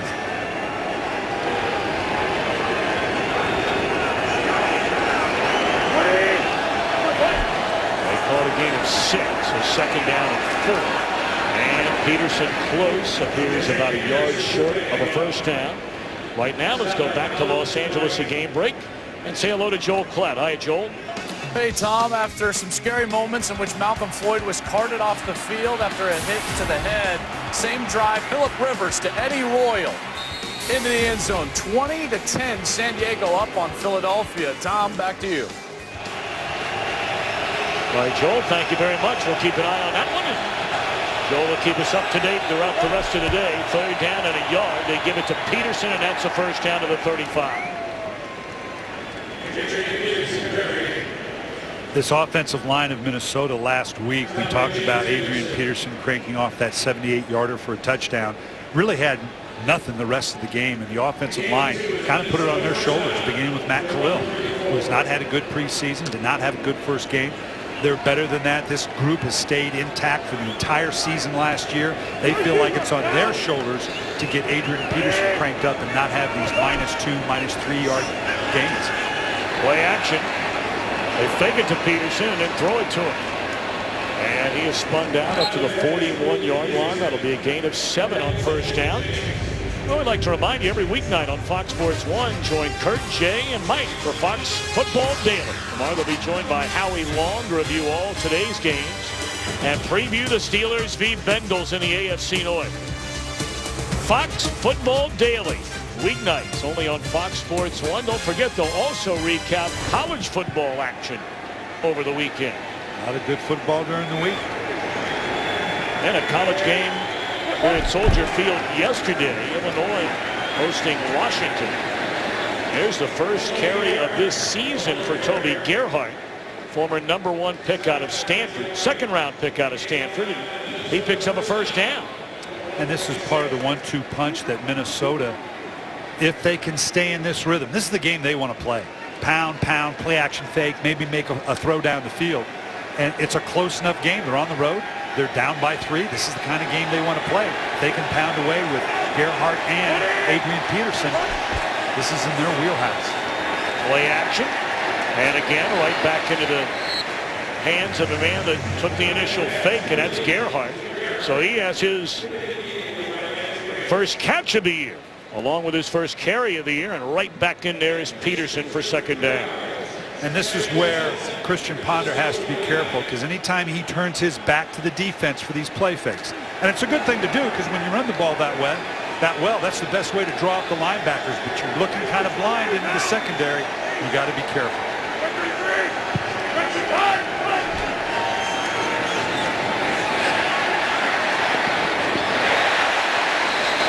Ponder had a wide open Jarius Wright down the field and never looked at it.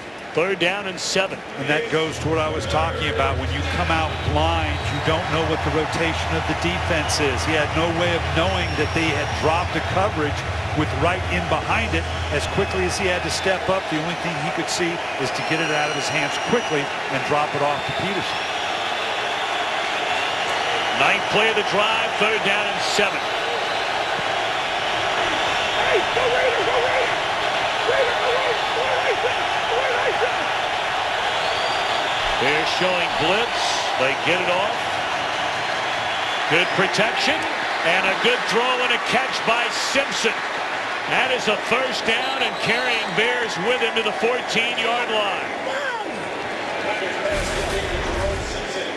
Nice job. You can see Simpson sits down in that soft zone in behind the safety Conti. He needed to get a little bit more depth to force a higher throw by Ponder over the top. Big 3rd down conversion for Minnesota. Talked about Simpson. Had the breakout year with the Bengals 2 years ago. Very disappointing season last year. His first as a Viking and off to a great start this year.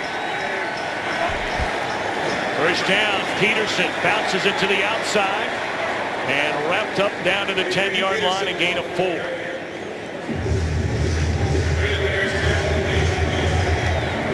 This is where the commitment of the Minnesota Vikings to the running game. They get into pure I formation and go downhill more than any team in the National Football League. Simple as a screwdriver, easy to draw up, and that's where the play action fakes will come off to hopefully get someone in behind that second level. 11th play of the drive, 11. And on the 12th play, it's incomplete. Defended beautifully there by James Anderson. His first year as a Bear after coming over as a starter the last 7 years in Carolina. I want you to watch Jennings on the outside here. I think Ponder missed something. He comes open in the back of the end zone. Now the ball went out a little early, but I think he had Jennings. Nice play.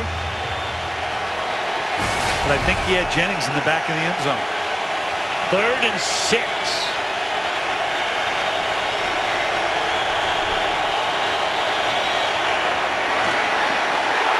Wright caught it, had it jarred loose. It bounces into the end zone, and who has the football? Was it a catch? Lots of decisions to be made in a split second here. And apparently Chicago will have the ball, and they're going to get it to the 20-yard line on a catch and a fumble by Jarius Wright. We're going to see here he juggles it just a little bit to get control. Never really has complete control. I don't know. That might be a challenge to see, did he ever have complete control of the ball? It clearly comes out, and it's clearly a recovery. It's going to be under review because any change of possession. The pat was caught, fumbled for a touchback. I'm not sure he had control of the ball, Tom. They're going to take a look at it. This is a big call in this game. We'll have the verdict when we come back. Ed Hockley spent a long time taking a look at this one, Brian. Well, the longer you go, to me it looks like he never really has possession there. It starts to move. It's bobbling around the entire time. And you can see here clearly the ball is still moving. There's no question it comes out. There's no question that his knee wasn't down. And the recovery is clear cut. It may be taking this long because they may be determining what the ball comes back to, which is kind of a no-brainer. 3rd and 6 comes back to the line of scrimmage. There comes Ed Hockley making his way out from under the hood. The receiver never actually had possession of the ball. Therefore, it was an incomplete pass. It's fourth down on the 10-yard line, 6 yards to go. And they reset the clock to 2:34. 2:34 on the clock. And Mike Pereira back in Los Angeles. You're not surprised by that, right? Not at all. The old ABC. A, control, but B, with 2 feet on the ground, he did not have control. So therefore, the pass was incomplete all the way. The absolute correct overturn. And by the way, Coach Billick was all over that. I appreciate that, Michael. Well, it's nice to hear you two getting along a little better now. There we are. He bought me that bottle of wine he said he would with all my money. Well, that is a big play. You're exactly right, Tom, because the difference now, if they can obviously get this chip-chop field goal in, tie it up for the Bears.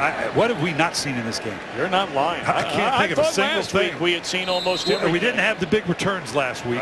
We've seen them. We've seen it all today. A 28-year field try by Blair Walsh, a Pro Bowler, as a rookie a season ago. And right down the middle. Oh, what a weapon Walsh has turned out to be after coming out of the University of Georgia. We're tied at 21-4.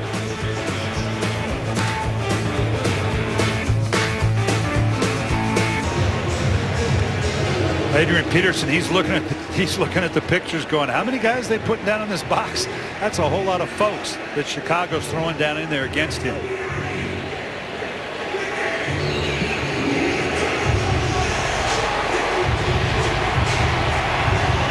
And here's what he's looking at right here. You can see Adrian Peterson. He's looking at the pictures to decide exactly what kind of fronts they're throwing at him. And they're throwing multiple fronts and multiple people at Adrian Peterson to make this thing very difficult to run the ball, and hence the turnover. 24-24, and Walsh puts a foot on it. And Devin Hester, a couple of big returns already today, will get another chance. And here he comes again, out to the 28-yard line. And here's what we're talking about, what Adrian Peterson is looking at. You can see right here what the Bears are doing. They're putting 8 people into the box virtually every snap. That makes it awful tough to run the ball. Gives you some opportunities in behind it. And they're going to do the same thing right here. Load up this box. In this instant, turns into the turnover and the fumble by Adrian Peterson. What has to happen is for Christian Ponder to make that play fake and get the ball in behind those 8 defenders for a big play in the passing game. So now Cutler and the Bears with a football. They're coming after him on first down. Brandon Marshall up to the 32-yard line. That'll be a gain of close to 5 on first down. Been a very quiet second half offensively for Chicago.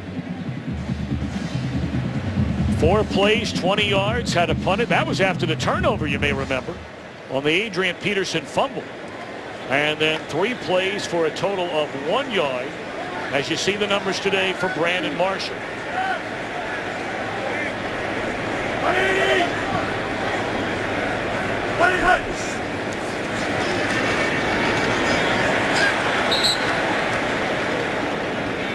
Earl Bennett up to the 35. It brings up a 3rd down and 2, and as we're continuing to move forward in this game, final minute and a half of the 3rd quarter. Every 3rd down is going to be magnified. It's something that Minnesota was finally able to do on that just completed lengthy drive that led to a field goal. And the Bears have fallen off a little bit on 3rd down. This is the money down. This is where your quarterback's got to be able to deliver to keep a drive alive.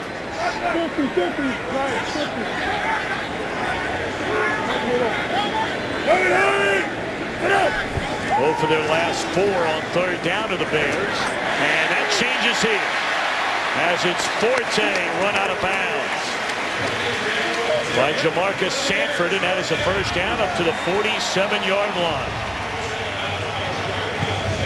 This is so tough on a defense and so focused on a possible run by a running back. Then you see the play fake, you see him come out of it, and now you try to orient yourself. If you're a linebacker or a safety, where am I? Where do I go? And now all of a sudden, a Matt Forte sneaks out and gets a big 3rd down conversion. 32.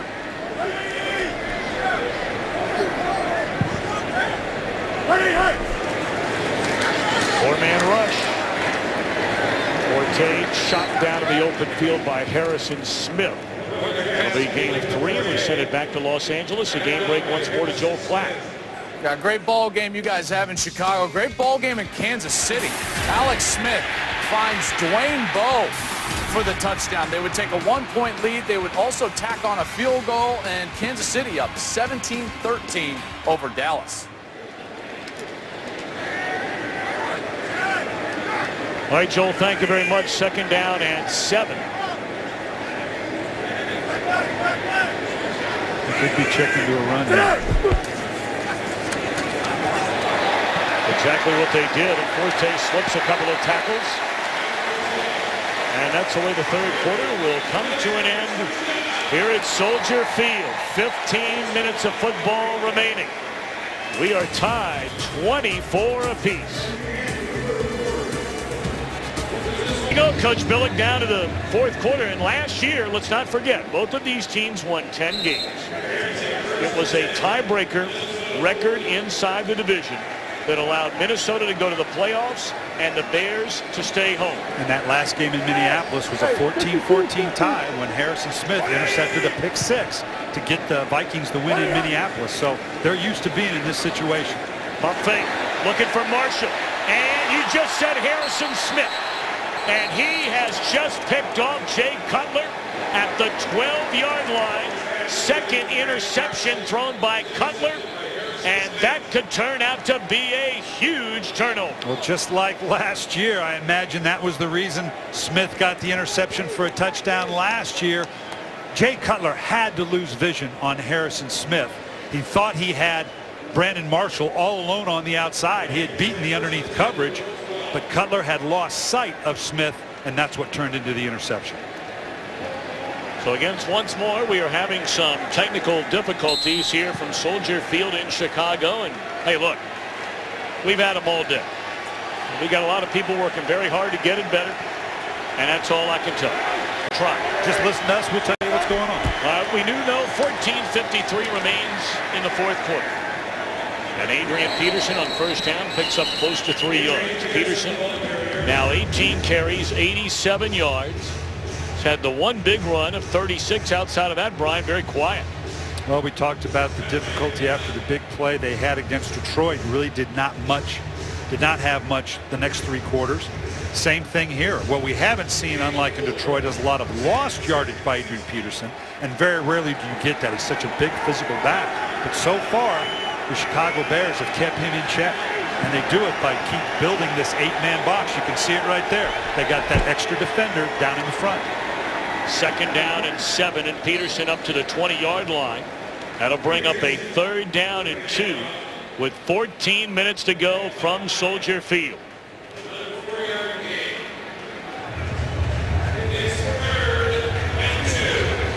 We may see a little bit more of Gerhardt here. Adrian Peterson been in carrying the ball a whole lot. Keep him spelled and fresh. If this turns into a long, sustained drive, we're apt to see a little rotation of the backs. The last drive lasting 13 plays on a 3rd and 2. They're in the shotgun. 13:30 to go. And Ponder finds Jennings left alone. And Greg Jennings all the way up across the 40. A penalty flag comes in late. Undoubtedly, this will go against the Bears, and he'll tack on more than likely 15 more. Well, they just bunched it up and let Jennings sneak out underneath the 3-man combination. Personal foul, horse collar tackle, defense number 33. 15-yard penalty from the end of the run. 1st down. That's Tillman. And that with the hand in behind the shoulder pads. Anytime you tackle and you get your hands in between the shoulder pads, underneath the helmet right there, not much of a horse collar. Oh boy, it sure looked like one. I don't know if you were to measure it and be able to see exactly where his fingers were. I don't know if it was a real egregious one, but it got called either way. 1st down at the Chicago 44. Ponder flushed out of the pocket, and he is tackled by Briggs, but not before a good gain inside the 40 down to the 37-yard line. So here Ponder, maligned last week for his play, took them on a 13-play drive. And let's be honest about it. Jarius Wright should have caught that ball for a touchdown. that was initially called a fumble, reviewed. Minnesota got it back to tie the game with a field goal, and now Ponder, critical juncture of the game, has his team on the move again. And this is where Leslie Frazier has the faith in Christian Ponder for him to work himself out of the earlier mistakes. 2nd and 5. And Peterson a first down to the 27-yard line. That'll be a first down for the Minnesota Vikings. Clock down to 12 minutes to play. Watch this spectacular jump cut right there, back outside the hole. We talk about Adrian Peterson being such a great downhill runner, but look at that vertical, or excuse me, that horizontal jump to the side. That is such great athletic ability for a big, powerful runner like Gerhardt, or like Peterson, excuse me. 20 rushes, 102 yards for Adrian Peterson. And Gerhardt's in the game, as we said, an extended drive. Got a good 1-2 punch. First down. Rudolph, the tight end, to the 18, very close to another first down. He needed to get to the 17-yard line.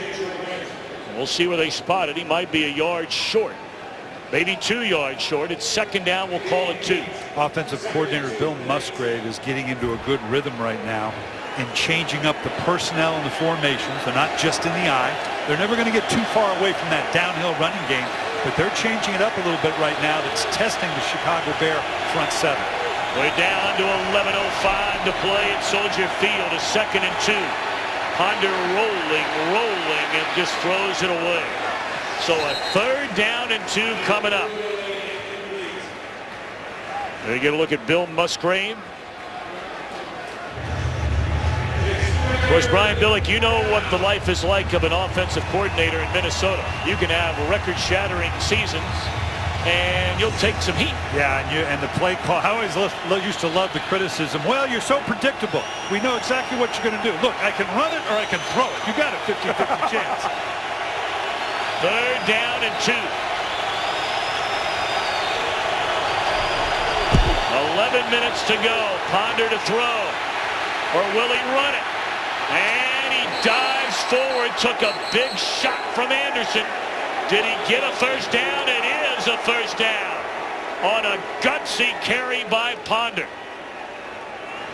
And once he gets outside the edge, we talk about his speed, and he is not in a defensive position now. He's going for the first down, so that's a legal hit. He is a legitimate ball carrier here, and again, he's got good speed. When he gets outside the edge, securing the ball very well, knows exactly where the first down is. Oh. They brought it out for a measurement, and I mean the nose of the football right on the stick. Ed Hockley originally said first down, and then they wanted to make sure. And Mark Trestman may be thinking about challenging the spot on this. This is the official marker on this side. Now, that where it is spotted, boy, that is tough, and it's so tough to challenge a spot because it is so, I mean, that's hard to place it that close, an inch either way. Yeah, he's challenging it. Mark Trestman's deciding. All right, so a challenge by Mark Trestman, and we're going to take a timeout.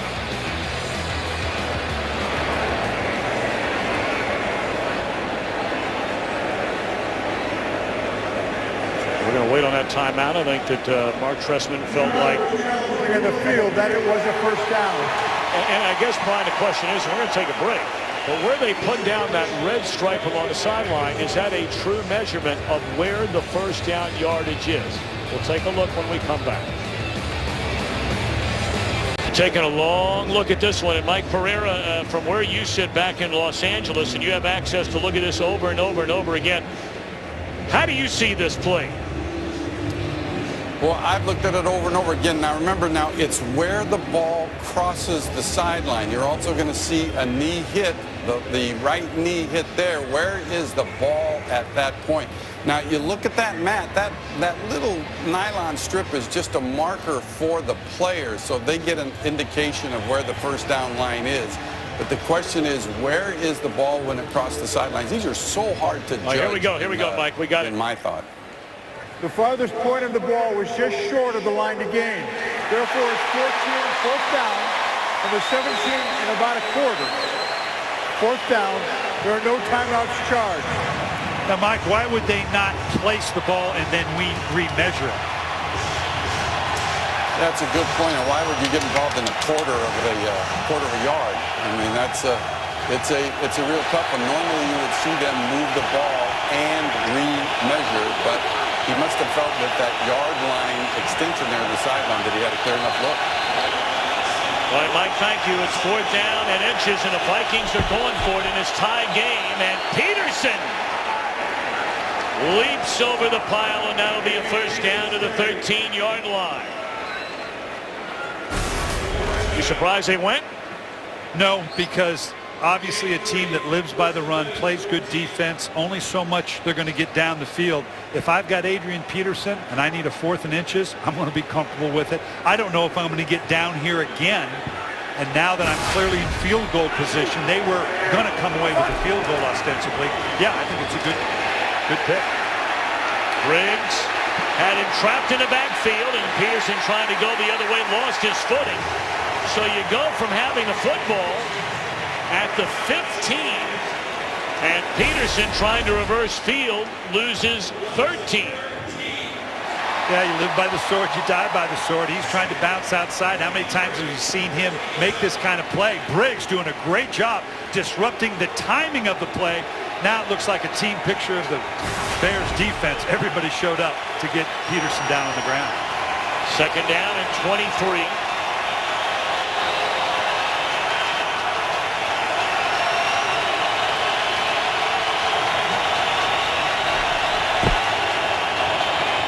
They give it to Peterson. He is shoved down at the 23-yard line by Paya. So now 3rd and a ton. And where the football is right now, the 23, roughly a 30, a 41-yard field goal try for Walsh. We know who has more than enough leg for that. Well, we talked about ways to test your quarterback right here.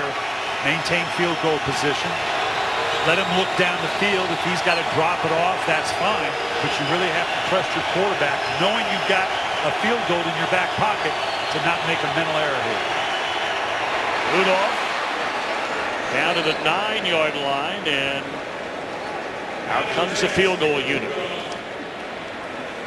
Well, that huge loss of 13 on the first down run by Peterson, which, by the way, brought him back under 100 yards rushing on the day.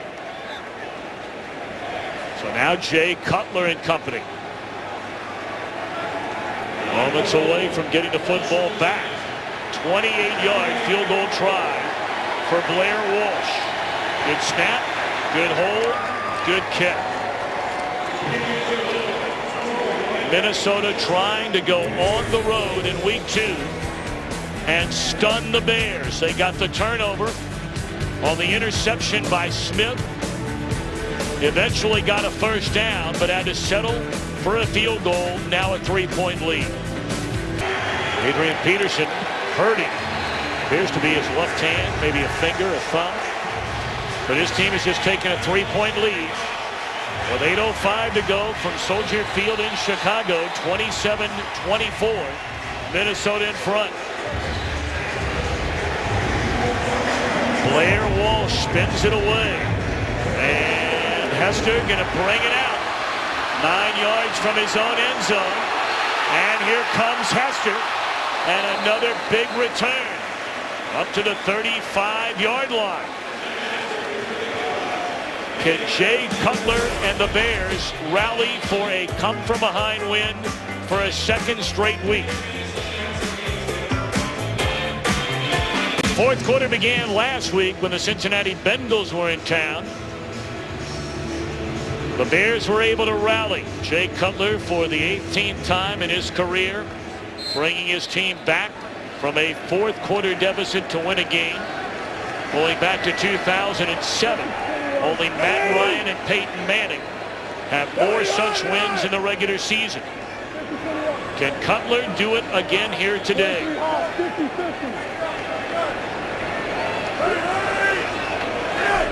Great field position after the big return by Hester. And Forte Be a gain of 6.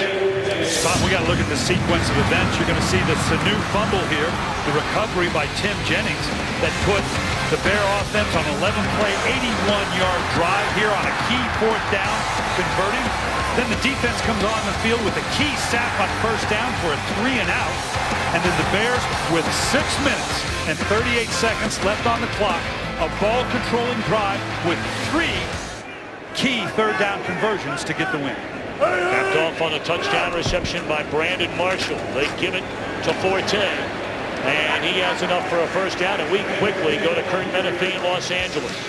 Speaking of quickly, Harold, the Philadelphia Eagles score quickly. Michael Vick, 2-yard run.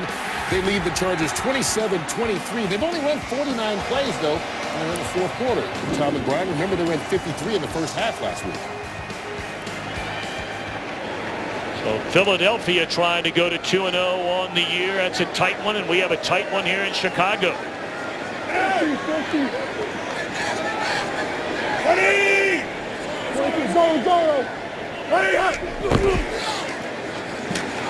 Forte cuts it back to the inside. And it looked like Guyon stole that football away from him. LaTroy Guyon has the ball in his hands, and Minnesota has the ball. It appeared he just ripped the ball right out of the arms of Forte at the 47-yard line. They're going to take a look at this. The runner was going to the round. After pulling the ball away, the defender was then down by contact. 1st down. And he does indeed take it away from Matt Forte. Tom, we said we've seen it all. You can see him coming in behind and stripping the ball away as he's going down. Kind of like a fall-away jumper. I'll just take this going down to the ground. This is huge play for the Minnesota Vikings. The momentum going their way. LaTroy Guyon had the big penalty called against him last week against Detroit, roughing the passer that kept the Lions drive alive, which led to points in that Week 1 loss. But now Guyon strips the ball, rips the ball away from Matt Forte. And the Vikings have the football with a 3-point lead. Ponder to a sliding receiver. That's Simpson. 1st down to the 35. Tom, I'm constantly asked, why isn't there good, better tackling in the NFL? Well, this is a game of turnovers now. We talked about how the Bears, it's in their DNA. You could see here, he's thinking turnover all the time. They coach it every day. Get your hand on the ball, start stripping it. Team tackle, populate the hole. Somebody bring him down, but somebody ought to be pulling on a ball at every opportunity. Chicago's the master of it, but right now, Minnesota's the king.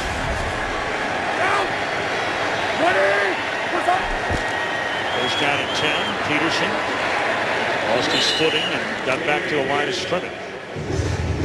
24 carries, 99 yards for Adrian Peterson. It's one thing to get a turnover, but of course Chicago thinking, hey, we need a big stop from our defense and keep it a 3-point game. And the play calling by Bill Musgrave, it sounds like, well, why aren't you going for a touchdown every time? Well, you are, but he's getting very close to field goal range. If they can convert on a field goal now, make it a 6-point differential. Now a field goal doesn't tie you. It takes a touchdown to beat you. You've got to balance your play calling between the two objectives. Peterson clearly in pain on that sideline. They've got Ponder rolling left. That's John Carlson, his first catch of the year. And he's down to the 26-yard line, which will bring up 3rd down and a long yard, maybe 2. And Peterson comes back on the field. Well, he showed a little bit of pain on the sideline before this series. Right here, his hand gets caught down there. Now he's just covering up, and you can see him cradling it. I don't know if it's that the same hand or wrist he was favoring on the sideline, but it's not right now. Well, they spotted that ball back to the 28. So it's 3rd down and 3.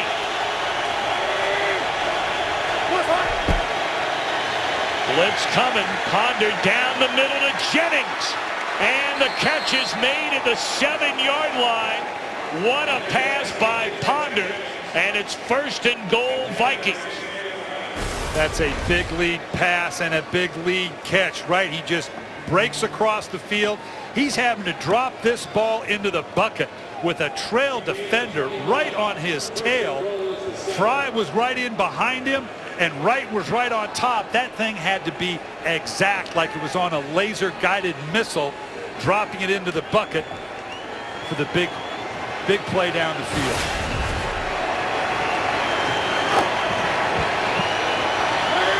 First and goal of the 7-yard line. Back in the hands of Peterson. It was that left hand we saw Peterson favoring on the sideline. Again, the one he had to stick out to try and keep the run alive before just cradling down to the ground and wincing in pain. And now Ponder, who was shaken up on the pass to Jennings a moment ago, will come over to the sideline. The Vikings going to spend their first timeout. Or the Bears, I beg your pardon, are spending the timeout. As always, we have to take time to welcome the men and women in uniform serving around the world. Watching our broadcast today in 175 countries in a broad ships at sea on AFN, the American Forces Network. We can't thank all of you enough who have served, are serving, and will serve the greatest country in the world. As of course we remembered earlier this week, 9/11. We will never forget. God bless you all. Second down and goal. Play fake, looking for Rudolph in the end zone. And step for step with him was Anderson. Third down and goal. Ponder the last 3 drives. 13 plays, 81 yards. Should have had a touchdown on a throw to Wright, but Wright couldn't catch it. It was a field goal. 13 plays, 79 yards. A Walsh field goal. Has hit on 10 of his last 15 for 146 yards these last 3 drives.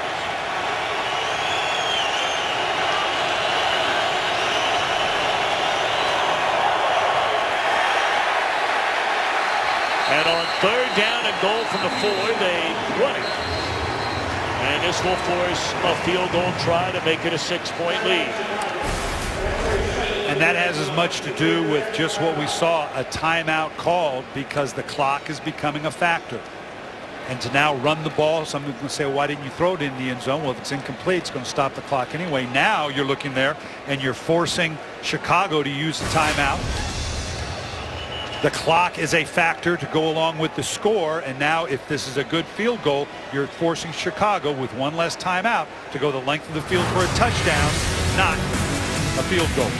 Last Wednesday, America's tuned into the Ultimate Fighter in record numbers as the Ronda Rousey-Miesha Tate rivalry preceded a shocking finish. Man. And if you thought last week was as intense as it gets, wait until you see the explosive turn Rousey-Tate battle takes this week.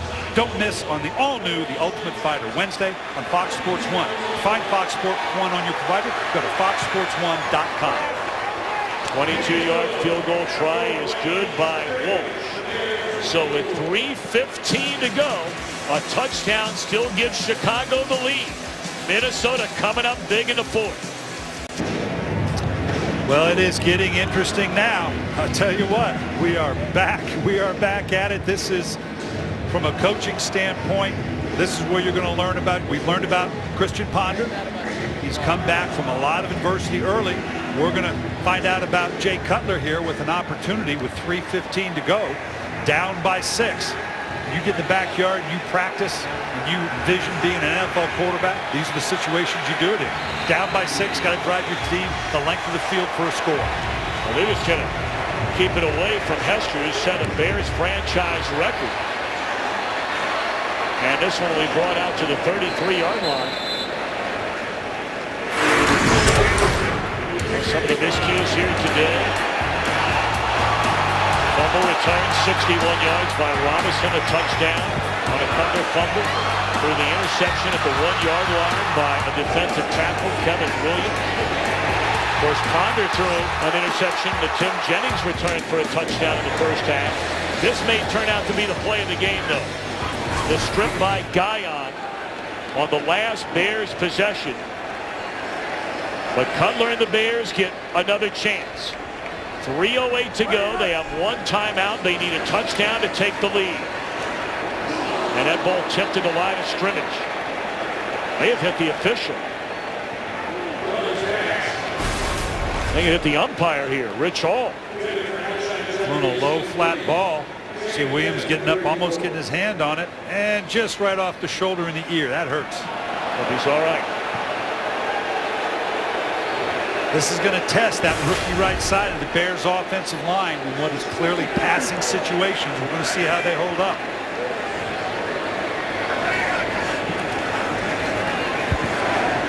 Dump it off to Forte and Sanford coming up to make the tackle. Let's send it quickly to Los Angeles. Here's Kurt Menefee. Well, I'll tell you what, if you've got Eddie Royal on your fantasy team, you are happy. 2 touchdown receptions last week. This is his 3rd today. He's got 5 in 2 games, matches his career high already. More importantly, it puts the Chargers up by 3, less than 3 left in Philly. Tom and Brian. All right, Kurt, thank you. 2:33 to go. A critical 3rd down. 1 for their last 5 on 3rd down are the Bears. Caught. A leaping grab by Marshall to the Minnesota 48-yard line. And Cutler trying to get him to the line of scrimmage and get off another play before the 2-minute warning. This is nice job by Cutler trying to get it off. He's going to have to pick it up. You want to get this play in with only 1 timeout left in your pocket. Well, I tell you, it's the second time today, Brian, we have seen the Bears have a hard time with the clock running. But it's a 1st down, and they're on the move when we return. 2 minutes to play from Soldier Field in Chicago. Minnesota 30, the Bears 24.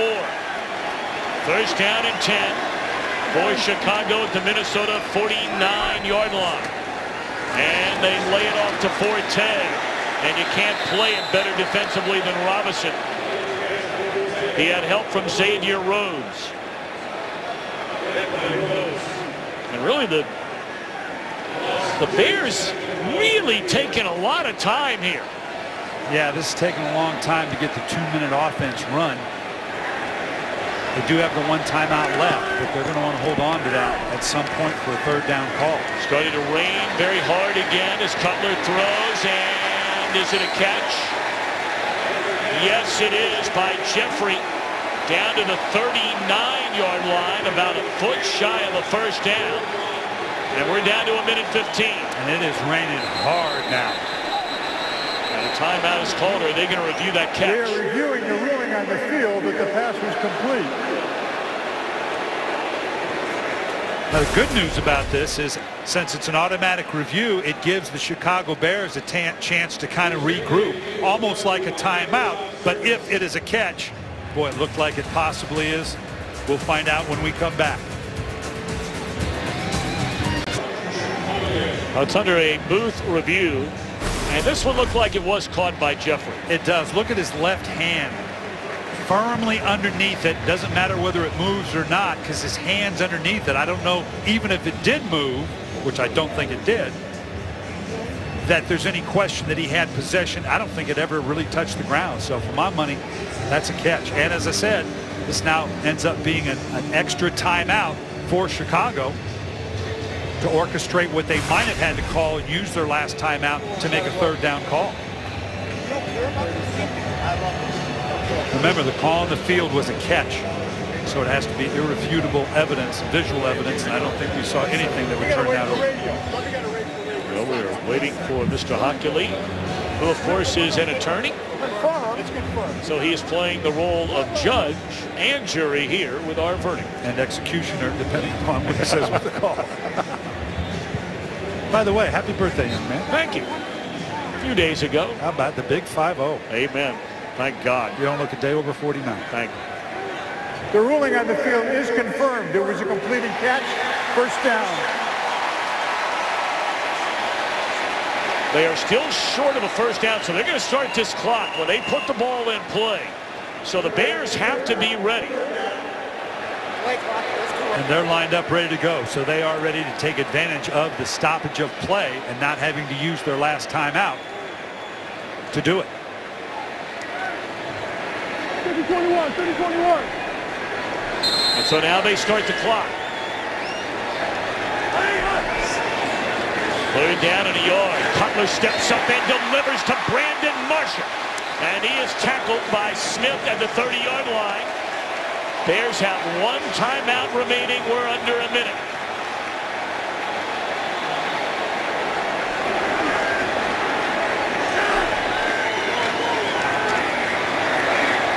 Cutler looking for Jeffrey. And what a play made by the rookie Xavier Rhodes. As he got a hand on that one, he had was beaten by Jeffrey in the corner. And a flag down to the far side of the field. Offense, number 74. 10-yard penalty, repeat first down. Well, you talk about a game of inches. How about a game of fingernails? Because that's about all he got on it. Just to tip it at the last second away from Jeffrey. And the holding penalty now changes the whole dynamic of where we're at now. It's first down and a ton. With 43 seconds, they still have the timeout in their back pocket. Hey, Lucky. Cutler from the 39. Steps up, good protection. Bennett left alone. Inside the 20. And that is a first down to the 16-yard line. Clock running, 30. He's going to kill it. He's going to dirt it right away to save that timeout. Get everybody set. And he stops the clock, 22 seconds. Well.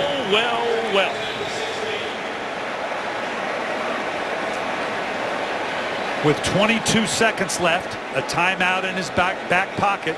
Obviously, it's 4-down territory. So your play calling revolves around 4 chances of not only scoring, but getting the first down. You'd like to hold the timeout in your back pocket, but use it if you have to. Right after the spike. Remember, this is a second down. Always find Marshall. Cutler looking into the end zone.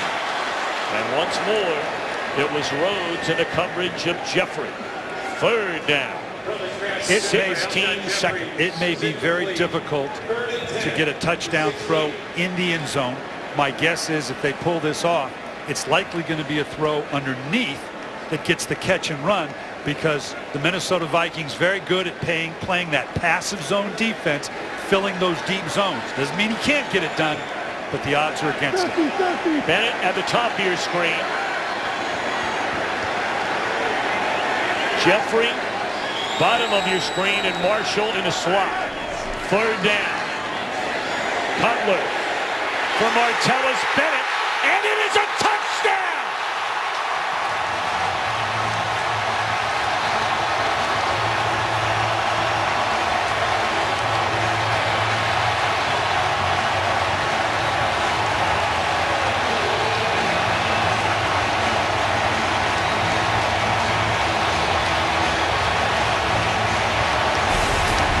Big lead throw, big lead catch. Here you're going to see Bennett slip to the outside. That's Chris Cook, a corner. That's not a mismatch with a safety or a linebacker. That's a corner with a great back shoulder throw. Now that ties the game. This one to give Chicago a 1-point lead. Patrick Manley snaps it. Podlesh holds it. And Gold trying to give the Bears the lead. He does.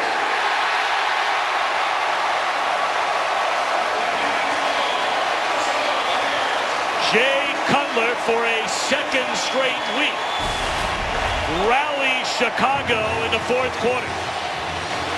The acquisitions in the offseason by Phil Emery, the general manager of the Chicago Bears. Martellus Bennett at tight end. Jermon Bushrod at tackle. The drafting of the young rookies on the right side of the offensive line. Mark Tressum coming in, putting all the pieces together. The validation the last 2 weeks. The come from behind win against Cincinnati. This now fourth quarter, final drive, come from behind. We'll see if it's a win. There's 10 seconds left here, Tom, the way this game's going. Yep. I'm not calling it in the books yet. But, boy, this validates everything you do with the new coaching staff coming in. And for the Minnesota Vikings, it's a kick in the gut. Now, let's remember, we have 10 seconds left in this game. And you could make the argument that Blair Walsh might have the single strongest leg of any field goal kicker in the NFL. You're talking about a young man who has not missed in his career from 50 yards and beyond. Not a single miss yet. 11 for 11, including a 58-yarder last season.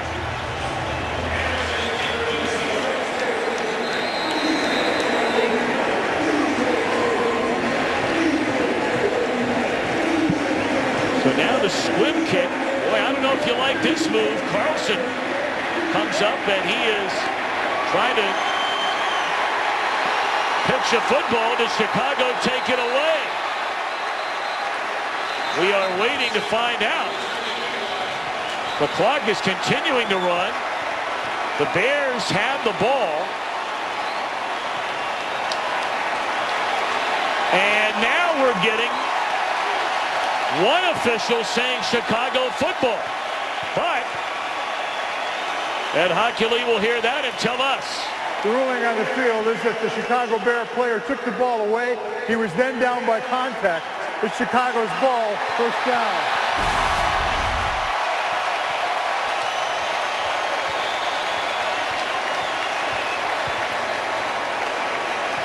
Well, they're going to obviously review this. Blake Costanzo, the Bear who came in, but they're going to look to see if Carlson's knee was down. Here comes Costanzo. Still no possession. It doesn't appear. Yeah, it looks like he took it and Carlson landed on either a Viking or a Bear. I couldn't see. So he was not down yet. He's got to come in and they're going to look at it. It looks like he was not on the ground. A little bit of a moot point because obviously even if it were Minnesota's game, 3 seconds, not a lot you can do. This play is under a booth review. Did Costanzo strip it away from Carlson? You know, Brian, I have to ask you a couple things. You know, I think that all of us understand the reason you kick a line drive kick.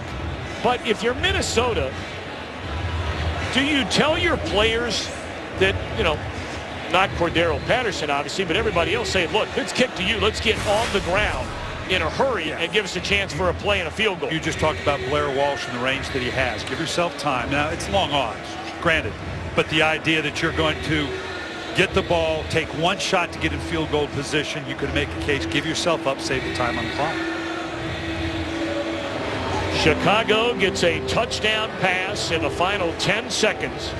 Jay Cutler to Martellus Bennett. Bennett a touchdown on his first reception as a Chicago Bear in the win over the Bengals last week. 7 catches, 76 yards, 2 touchdowns today, and now a big call. The Vikings player came loose from the ball. It was then taken away by Chicago. The ruling on the field stands as called. Bears ball.